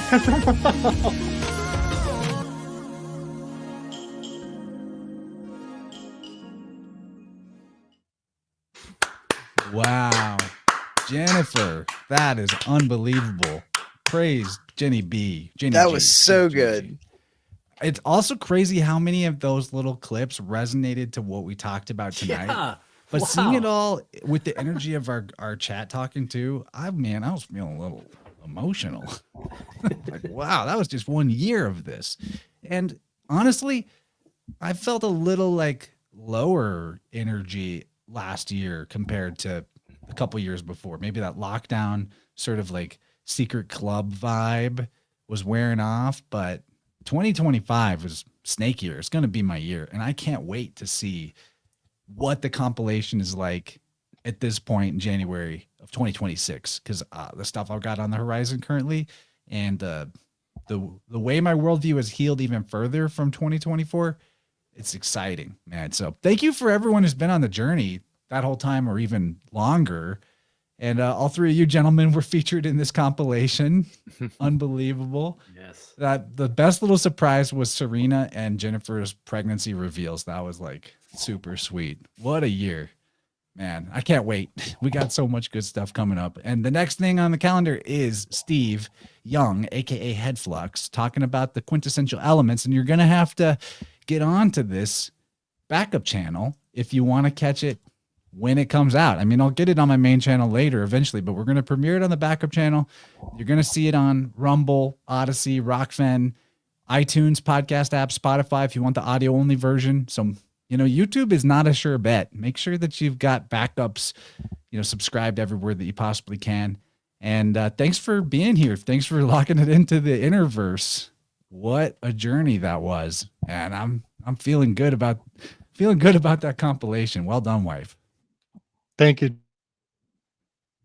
Oh, you're muted there, Gabe. Oh, I can't believe my beard was ever that long. That was awesome. Thank you for that, Jen. Thank you very much. Yeah, that was very sweet. So Kyle, thanks for what you brought tonight. Yeah. That incredible energy. Yeah, that was awesome. And lots Yeah, of it's thought awesome went into this. to riff with you guys. And just want to say we've been on the Great Whiteboard Brotherhood together. PK, it's great to come avatar to avatar with you, I guess. Maybe one of these days we'll meet face to face, but for sure. And Gabriel, it's always such a pleasure, man. I really miss hanging out with y'all guys. And especially Chance, my brother, like Uncle Chance to my family. He got my son Davide a whiteboard. And so the first order of business was painting that, which is a mushroom. I asked him, what was that? And he said, it's fungi. And I was like, wow, that's cool. That's amazing. This has been on our fridge since you sent it. And 2 weeks, a couple days after Chance and Jennifer had their little one, we had ours. So it's the first time I've been on this show since I've been a double dad. And it's been really fun. Like, you guys, the messages that Chance and I send each other, like text messages of our babies, just like how much love we have for our like super cute babies. It's just awesome, man. It's bringing a tear to my mind.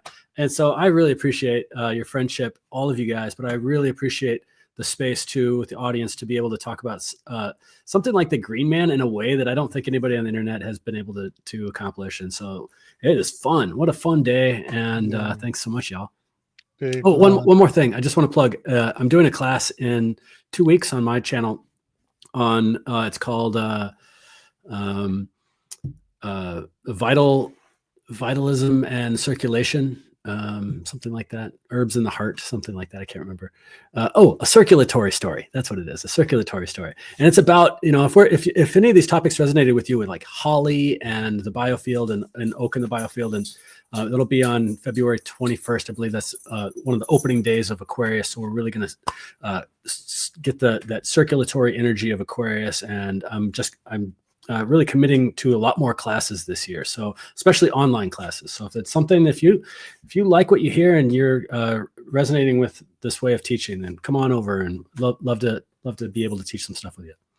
Oh yeah. Now that Gabe has got StreamYard figured out, we're going to be simulcasting to Gabe's channel every Vibe Rant that he's with me.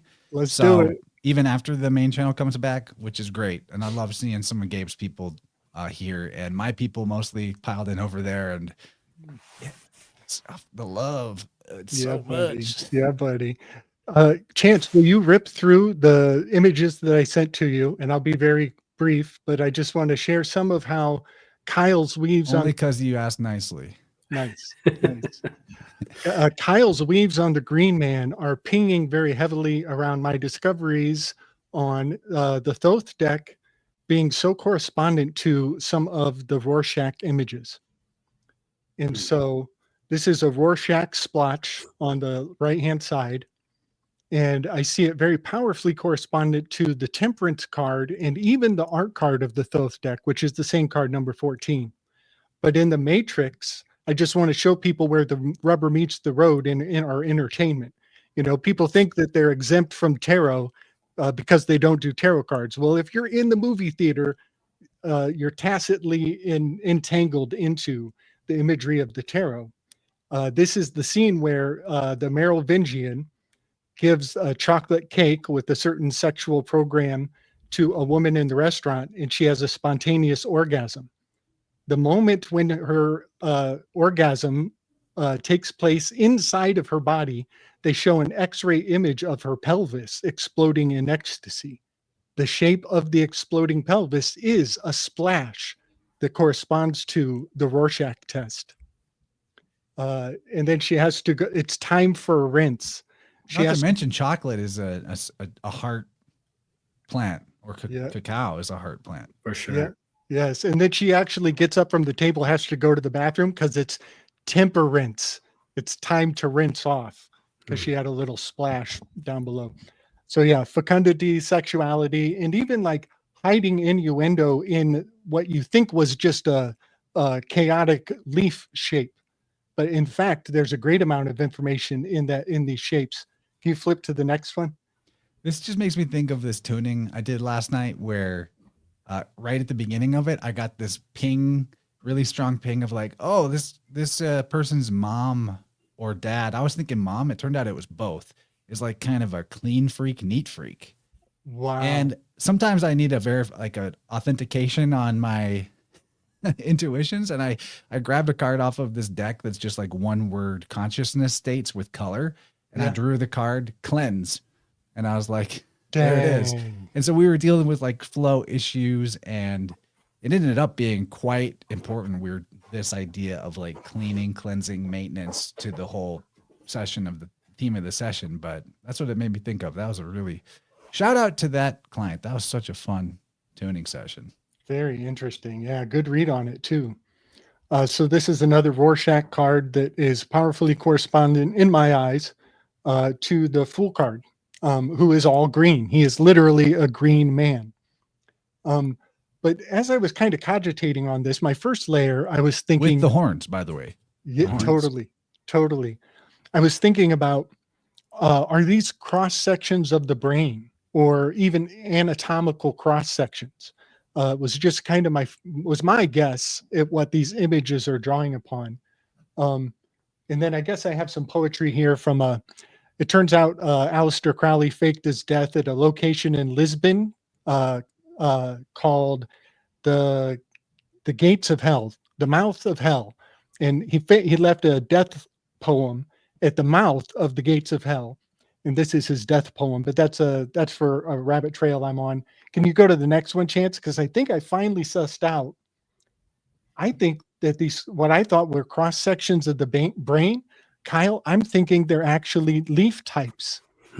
I think there's a good weave that they're actually typology of certain leaves. And so I drew on the chapter in Genesis where Adam and Eve fashion fig leaves into clothes. And I realized that the shape of the fig leaf is the shape of the Rorschach test. Do you see a fig leaf in that? Also the leaves, back to leaves being the original letters. Like actually you would leave leaves arranged in a certain way, and it was a secret message for somebody who knew the secret of letters. That's where I think alphabets came from originally.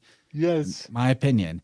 But in terms of cross sections of the brain and leaves, it's like, well, in modern neuroscience, they believe different sections of the brain are related to different elements of consciousness. Missing the boat that the brain is more like of a filter reducer of consciousness type deal. But that in terms of cross sections of the brain being like different aspects of cognition, but that's what leaves are. Leaves represent these different qualities that pertain to and influence our consciousness, depending on what the leaf is. That's what makes it a language. So like the original language is the different modulations, you know, the opening and closing of our consciousness and awareness, along with emotional flavoring, aka colors. And that's why what letters really are, numbers really are, is qualitative. You know, quantity is illusion. Quality is everything. And that's actually what this element conversation is really centered on. So it's cool that I'm seeing, now that I have that lens, I'm like seeing it everywhere. Nice. And I always love pointing out in this particular verse is the first time they realized they were naked. And the word naked in reverse is the word deacon. And so there are 36 deacons that give foliage to the wheel of the sky clock. And so Deacons could be like those compartments of the mind too. Right. Or letters. Yes. And so, yeah, as the deacons roll out, that's how you know where you are in time. So what happens if you add 26 letters plus 10 numbers, you get 36, you know? I love it. I love it. The Foley age. Yeah, man. This is great. This is fun. So yeah, I just wanted to share some of that. Folly. Nice. Okay. Well, we got to wrap it up. PK, you got any thoughts for us before we do this thing? No, I just want to say thanks for having me, and thanks Kyle for putting this together, bringing this forward. I mean, it was awesome, dude. Green Man I'm kind of bummed we didn't get into Sir Gawain and Green Knight, because that's one of the best tales I believe of Green Man. Some other time maybe, but like I love that we touched on things that are not the normal touch-ons for the Green Man. So only here at the Interverse. This is great. Thanks. All right. The Great Whiteboard Brotherhood will ride again. Good night, everybody. Night. Love y'all. Bye, everyone. Big love and respect.